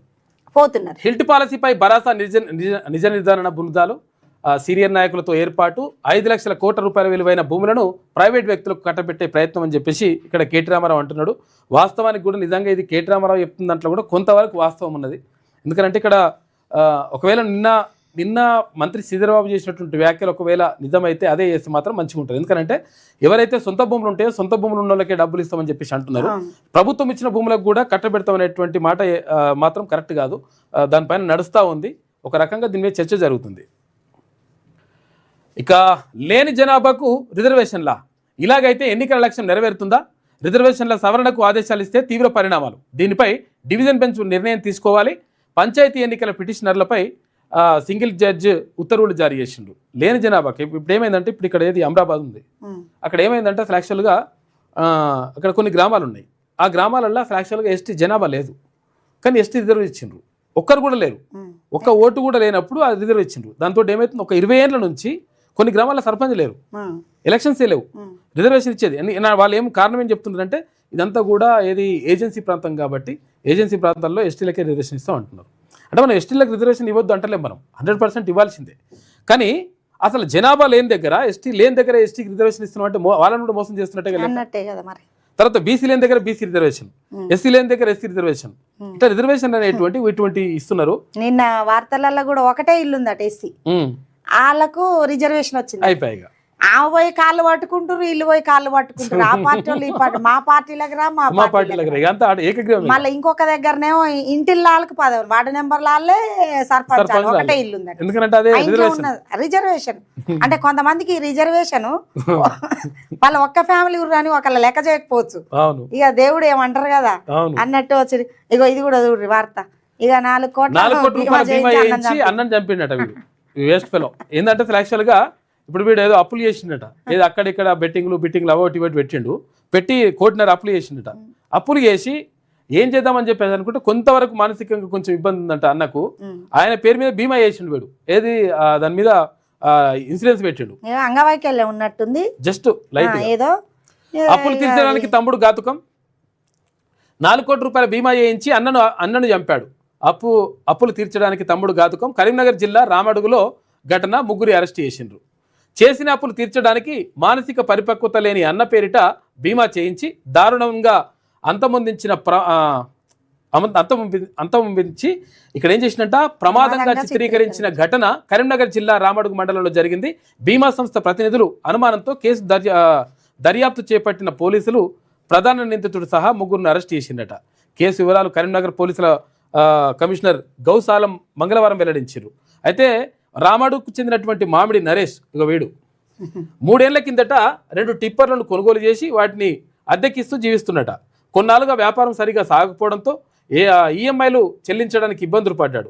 తెలిసిన వారి దగ్గర అప్పులు చేశాడు. దీంతో పాటు స్టాక్ మార్కెట్లో కూడా పెట్టుబడి పెట్టినట వీడు. ఇలా 1,50,00,000 రూపాయలు అప్పులైన. దీంతో తనతో పాటు ఇంట్లోనే ఉంటున్నటువంటి మానసికంగా పరిపక్వత లేని అన్న పేరిట వీడు ఏం చేసిండంటే ఇన్సూరెన్స్ చేయించిండు. ఇన్సూరెన్స్ చేయించేసి అన్నని ఏం చేసిండు, టిప్పర్ కింద వేసి గుద్ది చంపేసిండు. చంపేస్తే ఈ విషయం ఏమైందంటే యాక్చువల్గా తెలియకపోతుండే, యాక్సిడెంట్ అని చెప్తామని అనుకుంటు వీడు. అయితే ఇప్పుడు ఏమైందంటే యాక్చువల్గా వీళ్ళు అల్లుడు ఉంటాడు కదా, వీళ్ళు అల్లుడు చూసిండట, అరే మామని చంపేసిండు వీడే అని చెప్పేసి వాడు పోయి కంప్లైంట్ చేసి ఈ విషయం బయటకు వచ్చింది. ఇటువంటి కొడుకులు నా లంగాలు అంటే రక్త బంధాలకు కూడా వాల్యూ లేదు, మొత్తం డబ్బే మాయమైపోతున్నాడమ్మా మనిషి. పాట పాడిరు మన అందశ్రీ గారు, అది డబ్బుకున్న విలువ మనిషికి లేదు. ఇప్పుడు మనిషి ప్రాణము చూడు, ఎవరిని నమ్మాలి ఇప్పుడు? అన్న కనీసం లాస్ట్ తండ్రిని కూడా నమ్మే పరిస్థితి మనం ఇదైపోతున్నాం. ఇవాళ తండ్రి మీద కూడా పిల్లల్ని వదిలిపెట్టే పరిస్థితి దానికి లేదు. కొంతమంది అట్లా అయిపోయింది. రాజ్భవన్ ఇకపై లోక్ భవన్, రాష్ట్ర గవర్నర్ అధికారిక నివాసమైనటువంటి రాజ్భవన్ పేరును లోక్ భవన్ గా మారుస్తూ ప్రభుత్వం ఉత్తర్వులు జారీ చేసింది. ఈ మేరకు లోక్ భవన్ పేరుతో కొత్త సూచికలు ఏర్పాటు చేశారు. ఇక నుంచి అన్ని అధికారిక కార్యక్రమాలు తర్వాత రికార్డులో లోక్ భవన్ తెలంగాణగానే వ్యవహరించాలని గవర్నర్ కార్యాలయం ఒక ప్రకటనలో తెలిపింది. తర్వాత ఇక్కడ పిఎంఓ ఆఫీస్ ఉంటుంది కదా ప్రధానమంత్రిది, దాన్ని సేవా తీర్థగా పేరు మార్చిరట. కేంద్ర ప్రభుత్వం తీసుకొచ్చింది. రాజ్భవన్ అంటే రాజరికానికి మారుపేరుగా ఉన్నది కాబట్టి ఆ పోకడలు కనిపిస్తున్నాయి కాబట్టి లోకం అంటే ప్రజలది కాబట్టి ఇది లోక్ భవన్ అని పెట్టిరట. అట్లా రాజ్ఘాట్ అని ఉంటే అప్పుడు దాని తర్వాత పేరు మార్చిరు కదా అక్కడ. అట్లా అది ఏది రాజు మార్చాల్సింది పేర్లు కాదండి, పాలన మార్చాలి, ప్రజల జీవితాలు మార్చాలి. పేర్లు ఏది ఉంటే ఏముంది అంతే. ఇది ఈనాడులో ఉన్నటువంటి ప్రధాన కథనాలు. అయితే ఒకసారి వెలుగు చూద్దాం. ఎన్నికల సంస్కరణలపై 9న చర్చ. సర్పై చర్చ కోసం ఉభయ సభల్లో ప్రతిపక్షాల ఆందోళన. పార్లమెంటరీ వ్యవహారాల మంత్రి రిజిజు వెల్లడి. పార్లమెంట్ ఆవరణలో విపక్షాల నిరసన ప్రదర్శన. కాంగ్రెస్ చీఫ్ ఖర్గే, సోనియా, రాహుల్ ఎంపీలు హాజరు. ఇక స్టాఫ్ ఓట్ చోరీ అంటూ బ్యానర్లు ప్లకార్డులు ప్రదర్శించారు. నిన్న రాజ్యసభ నుంచి వాకౌట్ చేసిండ్రు ప్రతిపక్షాల నాయకులు. ఈ సర్ పైన ఎస్ఐఆర్ పైన తర్వాత దీనిపైన బాగా వాడివేడి చర్చ జరగాలని చెప్పేసి వాళ్ళు పట్టుబడితే వీళ్ళేమో తర్వాత 9 తారీఖు నాడు పెడదామని చెప్పేసి కిరణ్ రిజిజు చెప్పిండట. ఇక సంచార్ సాధిపై రగడ తప్పనిసరి కాదంటూ కేంద్ర మంత్రి వివరణ ఇచ్చిండు. ఎందుకంటే లేకపోతే ఇది తప్పనిసరిగా ఇది యాప్ ఆటోమేటిక్గా ఉండాలని చెప్పి చెప్పిండ్రు. చెప్తే అట్టెట్లయితుంది, మీరు మా ప్రజల సమాచారాన్ని మీరు దొంగిలిస్తున్నారని చెప్పేసి వీళ్ళు లొల్లి వేస్తే మళ్ళీ అది ఎవరి పర్సనల్ వాళ్ళకి ఉండాలి అనుకుంటే డౌన్లోడ్ చేసుకుంటారు, వద్దు అనుకుంటే వదిలేస్తారు. అది కంపల్సరీ అని చాలా మాత్రం కరెక్ట్ కాదు. వద్దంటే డిలీట్ చేసుకోవచ్చు అని వెల్లడి. ప్రతిపక్షాల నిరసన నేపథ్యంలో యూటర్న్. ఇక సైబర్ సెక్యూరిటీ కోసమేనని చెప్పేసి కేంద్రం చెప్తుంది. పర్సనల్ డేటాపై చోరీకే అని చెప్పేసి ప్రతిపక్షాలు ఆరోపిస్తున్నాయి. ఇట్లున్నది. ఇక లోక్ భవన్ గా రాజ్ భవన్, ఆ పిఎంఓ పేరు పిఎం ఆఫీస్ ఉంటుంది కదా, ఆ ఆఫీస్ పేరు సేవా తీర్థిగా మార్చిందంట కేంద్ర ప్రభుత్వం. నేనేమంటున్నా, పేర్లు మార్చుడు కాదు, పాలన మారిస్తే బాగుంటుంది, జనాలని జీవితాలు మార్చాలి. అభివృద్ధికి సహకరించకపోతే బీజేపీని బొంద పెడతాం, నిధుల కోసం ప్రధాని తర్వాత కేంద్ర మంత్రులను 100 సార్లైనా కలుస్తాం, ఇవ్వకపోతే పోరాటే హక్కు మనకుంది. పిసిసి కార్యవర్గ సమావేశంలో ముఖ్యమంత్రి రేవంత్ రెడ్డి మాట్లాడాడు. ఓట్చోరీ నుంచి దృష్టి మరల్చేందుకే సోనియా రాహుల్పై అక్రమ కేసులు. వీటికి వ్యతిరేకంగా మోడీ అమిత్ షాతో ఎంతదాకైనా కొట్లాడతాం. ఏ రాష్ట్రంలో ఎన్నికలుంటే ఆ రాష్ట్రంలో బీజేపీ గెలుపు కోసం ఓట్లను దొంగిలిస్తున్నారు. మహారాష్ట్రలో దగ్గు వస్తుందన్న కొంచెం ఓకే. మహారాష్ట్రలో కోటి, బీహార్లో 68 లక్షల ఓట్లు గల్లంతైనాయని ఆరోపణ.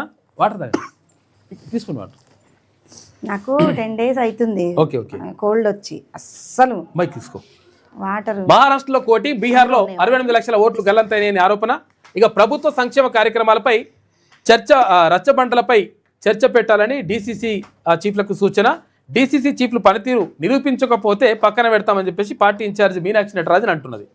వారం 10 రోజుల్లో నామినేటెడ్ పెండింగ్ పదవులు భర్తీ చేస్తామని చెప్పేసి పిసిసి అధ్యక్షుడు మహేష్ కుమార్ గౌడ్ అంటున్నాడు. ఇక ఇమ్రాన్ ఆరోగ్యంగానే ఉన్నారు, ఇమ్రాన్ ఖాన్ చనిపోయిండు, ఇమ్రాన్ ఖాన్ ను చంపేసిండ్రు అని చెప్పేసి గతంలో వార్తలు వచ్చినాయి.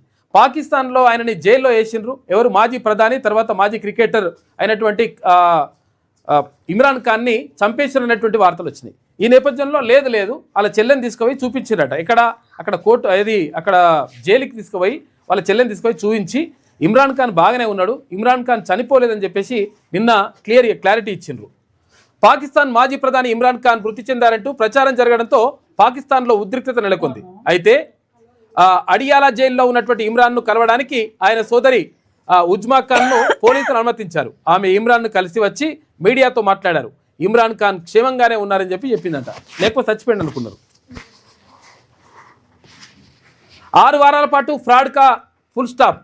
సైబర్ నేరాలపై ప్రజల్లో అవగాహన కల్పించేందుకు ఫ్రాడ్ కా ఫుల్ స్టాప్ పేరుతో క్యాంపెయిన్ను డీజీపీ శివధర్ రెడ్డి మంగళవారం ప్రారంభించారు. ఇందులో భాగంగా రాష్ట్ర వ్యాప్తంగా వర్క్షాపులు, సెమినార్లు, సైబర్ సేఫ్టీ వాక్స్, తర్వాత ర్యాలీలు నిర్వహిస్తారంట.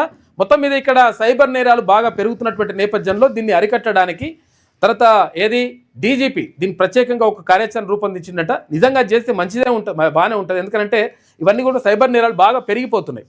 దీంతో ఫ్రాడ్ కా ఫుల్ స్టాప్ అని చెప్పేసి ఒక ప్రత్యేక కార్యక్రమం తీసుకున్నారు. ఇక రోహింగ్యాలకు రెడ్ కార్పెట్ పరచాలనా అని చెప్పేసి రోహింగ్యాల వ్యవహారంపై సుప్రీంకోర్టు కీలక వ్యాఖ్యలు చేసింది. వారేమీ శరణార్థులు కారని, వారికి భారతదేశంలో ఉండేందుకు చట్టబద్ధత ఏమీ లేదని స్పష్టం చేసింది. రోహింగ్యాలంటే ఇక్కడ బంగ్లాదేశ్ నుంచి అక్రమంగా భారతదేశంలో చొరబడి తర్వాత వచ్చినటువంటి వాళ్ళు కొంతమంది రోహింగ్యాలు ఉన్నారు. అయితే వీళ్ళకి సంబంధించి వాళ్ళని కూడా మనుషుల లెక్కనే చూడాలి కదా, వాళ్ళని కూడా పౌరుల లెక్కనే చూడాలి అంటే అట్టెట్లా చూస్తారు? వాడు అక్కడి నుంచి చొరబాటుదారుడుగా వచ్చిండు, తర్వాత వాడు దొంగతనాన్ని వచ్చిండు, వాడిని పౌరుల లెక్క ఎట్లా చూస్తారు, వానికి ఎట్లా సమాన అవకాశాలు కల్పిస్తారని చెప్పేసి సుప్రీంకోర్టు నిన్న క్లియర్గా చెప్పేసింది. తెలంగాణ రైజింగ్ సమ్మిట్కు రండి, ప్రధాని మోడీ రాహుల్ను ఆహ్వానించనున్న సీఎం రేవంత్ రెడ్డి. కేంద్ర మంత్రులకు ఇన్విటేషన్, అన్ని రాష్ట్రాల సీఎంలు హాజరయ్యేలా ప్రణాళికలు, ఒక్కో రాష్ట్రానికి వెళ్లి ఆహ్వానించనున్న మంత్రులు అని చెప్పేసి ఒక వార్త కనిపిస్తా ఉంది. సారీ ఇవ్వకపోతే నీ సినిమాలు ఆడనియ్యం, పవన్ కళ్యాణ్కు మంత్రి కోమటిరెడ్డి వెంకటరెడ్డి వార్నింగ్. తెలంగాణ దిష్టి తగిలి కోనసీమ కొబ్బరి చెట్లు ఎండిపోయినాయని చెప్పేసి నిన్న పవన్ కళ్యాణ్ మాట్లాడాడు. పవన్ కళ్యాణ్ మాట్లాడడాన్ని మొత్తం కూడా తెలంగాణ మంత్రులు కానీ తెలంగాణలో ఉన్నటువంటి సమాజంలో చాలా మంది కూడా వ్యతిరేకిస్తూ ఉన్నారు. అంటే తెలంగాణ దిష్టి తగిలి కోనసీమలో ఉన్నటువంటి కొబ్బరి చెట్లు ఎట్లా ఎండిపోతారా నాయన? అసలు యాక్చువల్గా నువ్వేం మాట్లాడుతున్నావు? అక్కడ ఉప ముఖ్యమంత్రిగా ఉన్నావు, ఉప ముఖ్యమంత్రిగా ఉంటే కొంచెం జాగ్రత్తగా మాట్లాడాలి. తర్వాత అసలు యాక్చువల్గా తెలంగాణ దిష్టి తలిగి నిజంగా కూడా దిష్టి ఏమైనా తలుగుతుందా? అటువంటి తలిగితే అట్లా దీంతో కొబ్బరి చెట్లు ఎండిపోయినాయట. ఇగో ఇటువంటి కథలు చేసిండ్రు. కాబట్టి అక్కడ మంత్రులు కానీ తర్వాత ప్రజలు కానీ దీన్ని వ్యతిరేకిస్తూ ఉన్నారు. మరి ఇప్పటి వరకు పవన్ కళ్యాణ్ దీనికి సంబంధించి ప్రకటన చేయలేదు. నిజంగా క్షమాపణ చెప్తాడా లేకపోతే ఇంకేమని చెప్తాడు అనేటువంటి విషయం పైనే చర్చ జరుగుతూ ఉంది. కాకపోతే ఏంటంటే జనసేన పార్టీ నుంచి మాత్రం లేదు మేము అట్లా కావాలనే ఉద్దేశంతో అనలేదు, కాబట్టి దీన్ని ఇట్లా తీసుకోవద్దని చెప్పేసి అంటున్నారు. కానీ ఇప్పటి వరకు పవన్ కళ్యాణ్ నుంచి డైరెక్ట్గా మాత్రం ఇప్పటి వరకు ప్రకటన రాలేదు.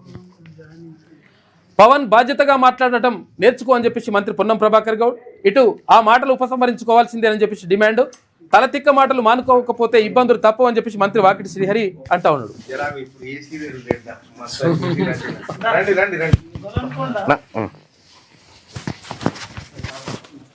అంటే జనగామ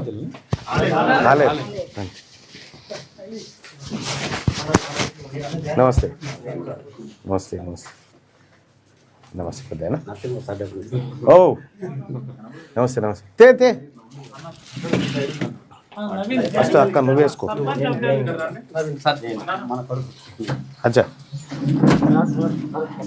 నాకు కాదు, నాకు అక్క ఇట్రా, ఇగో సర్పంచ్ అభ్యర్థికి ఎయ్, నువ్వు వేసుకో అక్క ఫస్ట్, నీకు ఉండాలి కదా.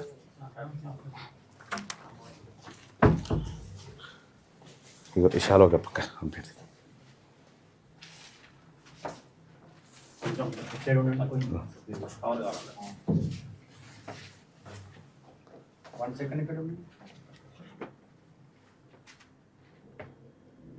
ఓకే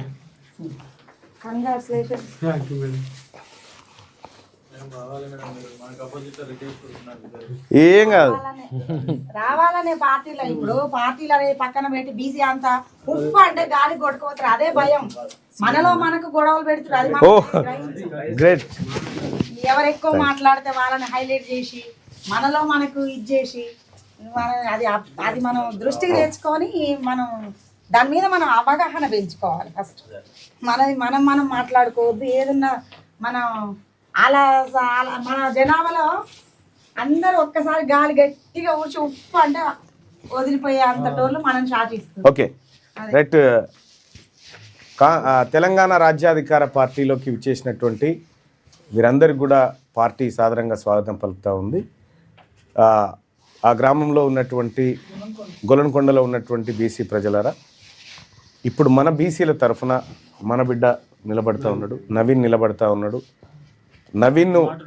మాటూరి నవీన్ను ఆదరించి గెలిపించాల్సిందిగా మీ అందరికీ తెలంగాణ రాజ్యాధికార పార్టీ రిక్వెస్ట్ చేస్తూ ఉంది. మీ అందరు కూడా మన బీసీల ఆత్మగౌరవాన్ని చాటే విధంగా మీరు ఓటింగ్లో పాల్గొని మన ఆత్మగౌరవాన్ని నిలబెట్టమని చెప్పి రిక్వెస్ట్ చేస్తూ ఉన్నాం. థ్యాంక్ యూ సో మచ్ అందరికీ. ఆగు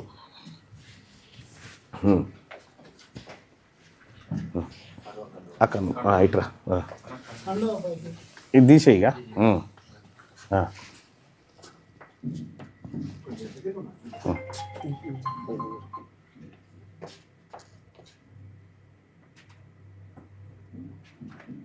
ఓకే థ్యాంక్ యూ, కంగ్రాచులేషన్. ప్రచారం అక్కను పిలువురి, నన్ను కాదు. ఫస్ట్ నేను వస్తే కానీ ఫస్ట్ అక్కను పిలువురి.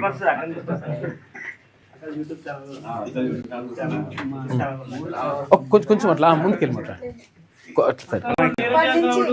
వస్తుంది. ఓకే తప్పకుండా. 70 ఏళ్ళ నుంచి ఎకరాలు అమ్ముకున్నాం, భూములు అమ్ముకున్నాం, ఆ ప్రాణాలు పోయినాయి పార్టీల కోసం. ఇక దారు ఊడిగం చేసినారు. మనకు మనం రాజులం, మనమే బంటుగా ఉన్నది వదిలేద్దాం. బంటుత్వాన్ని, బానిసత్వాన్ని. మనం రాజులం, మనమే వెళ్ళాలి. ఇదొక్కటే మన బీసీలలో చైతన్యం కలగాలి.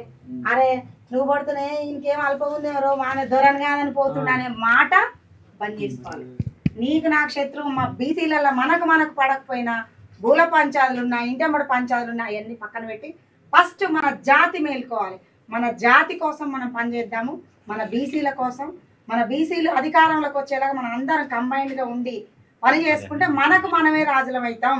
ఎప్పటికి కూడా మన బానిసత్వాన్ని ఇంకా వదిలేద్దాం అనేది అందరిలో మనకు చైతన్యం రావాలి. ఫస్ట్ మనకు మనం చెప్పుకోవాలి. అది మనకు మనం చెప్పుకుంటే ఆటోమేటిక్ గా వాళ్ళందరూ మనం చెప్పుకోకుండా మస్తు ఘర్షణలు వస్తాయి మన మధ్యలో. అవన్నీ గ్రహించి పక్కన పెట్టి ముందుకు సాగితే 100% సక్సెస్ మనది. రైట్ తప్పకుండా. రైట్ నీరజ గౌడ్ గారు కూడా వస్తారు.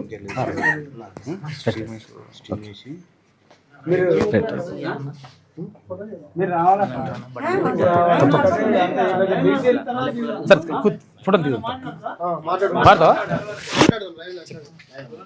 చెప్పు, ఒక మాట చెప్పేసి ఎవరు అదే పబ్లిక్ ఏం చెప్తావు చెప్పు. గొల్లకొండ గ్రామానికి ఏం చెప్తావు గ్రామ ప్రజలకు? గొల్లకొండ పట్టు పట్టు ఏం పట్టు పట్టు మాట మన పట్టుకున్నా టైం అది లైవ్ చెప్పు. గొల్లకొండ గ్రామ ప్రజలకు విజ్ఞప్తి, నా నమస్కారాలు. చెప్పు గట్టిగా చెప్పు. గొల్లకొండ సర్పంచ్ అభ్యర్థిగా నేనున్న యువకుడిని, బీసీ బిడ్డగా మీ అందరికి అండగా ఉంటా. గ్రామం కోసం అభివృద్ధి చేస్తా కంపల్సరీ. నేను నన్ను ఇది ఒక్క అవకాశం గెలిపించి చూపించండి. మీకు అందరికి తెలుసు, మా గుణాలందరూ తెలుసు, అందరికి తెలుసు గ్రామంలో అందరికీ. ఇది ఒక్కసారి మమ్మల్ని గెలిపించి మాకి నా అవకాశం ఇస్తారని ఆశీర్వదించండి. మీ యొక్క అండదండలు ఉండాలని నా మనస్ఫూర్తిగా కోరుకుంటున్నాను. నేను గొల్లకొండ అభివృద్ధి కోసమే వచ్చిన బయటికి. నేను ఎన్నో ఉంటా కానీ ఊరి కోసం వచ్చిన, ఊరి కోసం చేస్తా, చేసి చూపిస్తా. ఇది ఒక్కసారి నాకు అవకాశం ఇవ్వండి. ధన్యవాదాలు.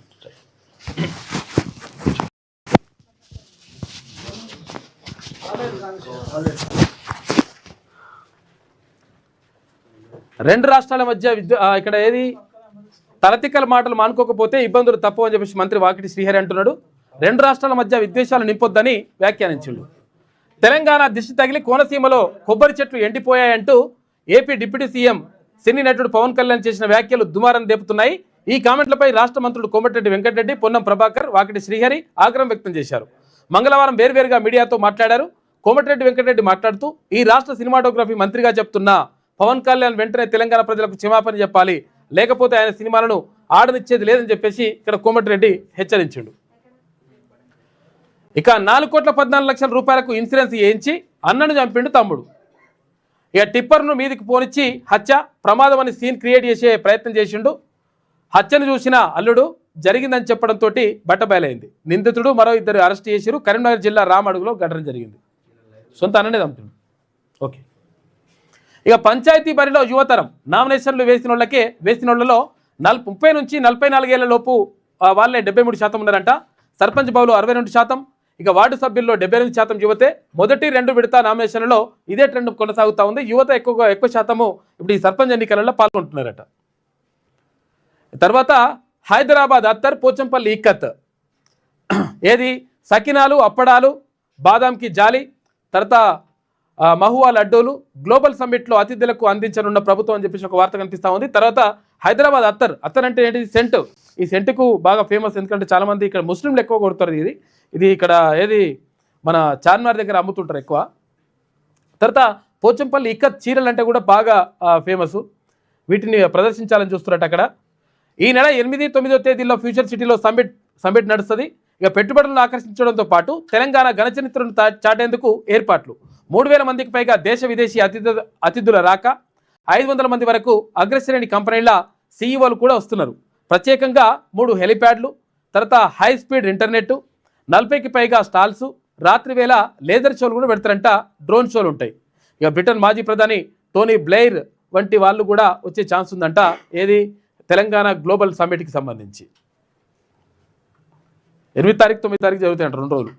ఇక పేరు మార్చి బనకచెర్ల కడుతున్నారు. చూసుకో, బనకచెర్ల ప్రాజెక్టు కడుతున్నారు. దానివల్ల నష్టం జరుగుతుంది తెలంగాణకు.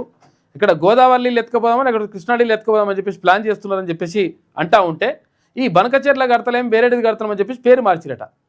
ఇగో ఇదో కథ నడుస్తుంది. ఏపీలో ఆ ప్రాజెక్టును ఆపండి, జీఆర్ఎంపీకి ఈఎన్సీ లేఖ రాసింది. ఈ విషయంలో గోదావరి బోర్డు చోద్యం చూస్తుందని చెప్పేసి ఆగ్రహం వ్యక్తం చేస్తున్నారు తెలంగాణ వాళ్ళు. కేంద్రానికి రాష్ట్రాలు ఏనుగు లెక్కిస్తే వాళ్ళు ఎలుక పిల్ల లెక్కిస్తారట మనకు. ఓకే,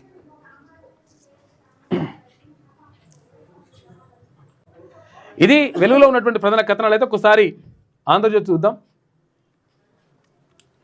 సంచార్ సాధి తప్పనిసరి కాదు, వద్దనుకుంటే ఫోన్ నుంచి డిలీట్ చేసుకోవచ్చు. ప్రజలకు సైబర్ భద్రత కోసమే యాప్ తెచ్చాం. కేంద్ర మంత్రి జ్యోతిరాదిత్య సింధియా చెప్తా ఉన్నాడు. ప్రజల గోప్యత హక్కును హరించేందుకే సంచార్ సాధి యాప్ అని చెప్పేసి ప్రియాంక గాంధీ అంటుంది. బీజేపీ పాలనలో నిఘా నీడలోకి దేశం అని చెప్పేసి ఖర్గే అంటున్నాడు. దీనిపై పార్లమెంట్లో మాట్లాడతా అని చెప్పేసి రాహుల్ గాంధీ అంటున్నాడు. సంచారి సాధి యాప్ తేవడం ద్వారా ఇక్కడ సైబర్ నేరాలను అరికట్టవచ్చు అని చెప్పేసి కేంద్ర ప్రభుత్వం చెప్తుంది. కాకపోతే ఏంటంటే అన్ని కొత్త ఫోన్లలో గ్యారంటీగా ఇన్స్టాల్ చేయాలనేటువంటి ఒక నిబంధన పెడితే ఇది ఇబ్బంది అవుతుంది, కరెక్ట్ కాదు. ప్రజల డేటాని ప్రభుత్వం చోరీ చేయడానికి ప్రయత్నం చేస్తుందని చెప్పేసి ఇక్కడ విపక్షాలన్నీ కూడా ఆరోపిస్తున్నాయి. ఈ నేపథ్యంలో వెనుకకు తగ్గినరు. మీ ఇష్టం ఉంటే ఇన్స్టాల్ చేసుకోవచ్చు, లేకపోతే లేదు, లేకపోతే డిలీట్ చేయొచ్చు అని కూడా చెప్పిండ్రు కేంద్ర ప్రభుత్వం. అన్నను టిప్పర్తో తొక్కించి హత్య, ఇన్సూరెన్స్ డబ్బుల కోసం తమ్ముడి దారుణం. కరీంనగర్ జిల్లా రామడుగు మండల కేంద్రంలో ఘటన. ముందస్తు కుట్రలో భాగంగా అన్న పేరు మీద 4,14,00,000 రూపాయలకు పాలసీ కూడా చేయించినట్టు వాడు. ఏం చేసిండు, పాలసీ చేయించిండు. పాలసీ చేయించిన తర్వాత కొంచెం ఆయనకు కొంచెం ఇబ్బంది ఉంటుందంట మానసికంగా. అయితే ఆయనని టిప్పర్ కింద పడేసి చంపేసిండు వాడు. టిప్పర్ కింద పడేసి చంపేసి తర్వాత ఇది యాక్సిడెంట్ లెక్క చిత్రీకరించే ప్రయత్నం చేసినట్ట వాళ్ళ అల్లుడు చూసిండు. అల్లుడు చూసి ఇది మామని చంపేసిండని చెప్పడంతో ఇప్పుడంతా బయటకు వచ్చేసింది. ఆడు ఇటువంటి లంగా కొడుకులు కూడా ఉన్నారు. పాపం పసివాడు మూగ బాలుడిపై 20 వీధి కుక్కలు దాడి చేసినాయి. పాపం దారుణం. నోరు తెరిచి అరవలేక నరకం చూసిన బాలుడు ఎక్కడ పడితే అక్కడ కొరికి పీక్కు తిన్న క్షుణకాలు. శరీరం అంతా తీవ్ర గాయాలతో ఆసుపత్రి పాలు. హైదరాబాద్ హయత్ నగర్లో దారుణం జరిగింది. పాపం వీధి కుక్కలపై సుప్రీం ఆదేశాలను పాటించాలి. శునకాల తరలింపుపై దాఖలైన పిటిషన్ మీద హైకోర్టు స్పష్టీకరణ అంటూ ఒక వార్త కనిపిస్తూ ఉంది. ఈ కుక్కలు దారుణంగా ఉన్నాయి పాపం. ఇక పోలీస్ శాఖలో ఉద్యోగం చేస్తావా అని చెప్పేసి ఎవరు ఐబొమ్మ రవి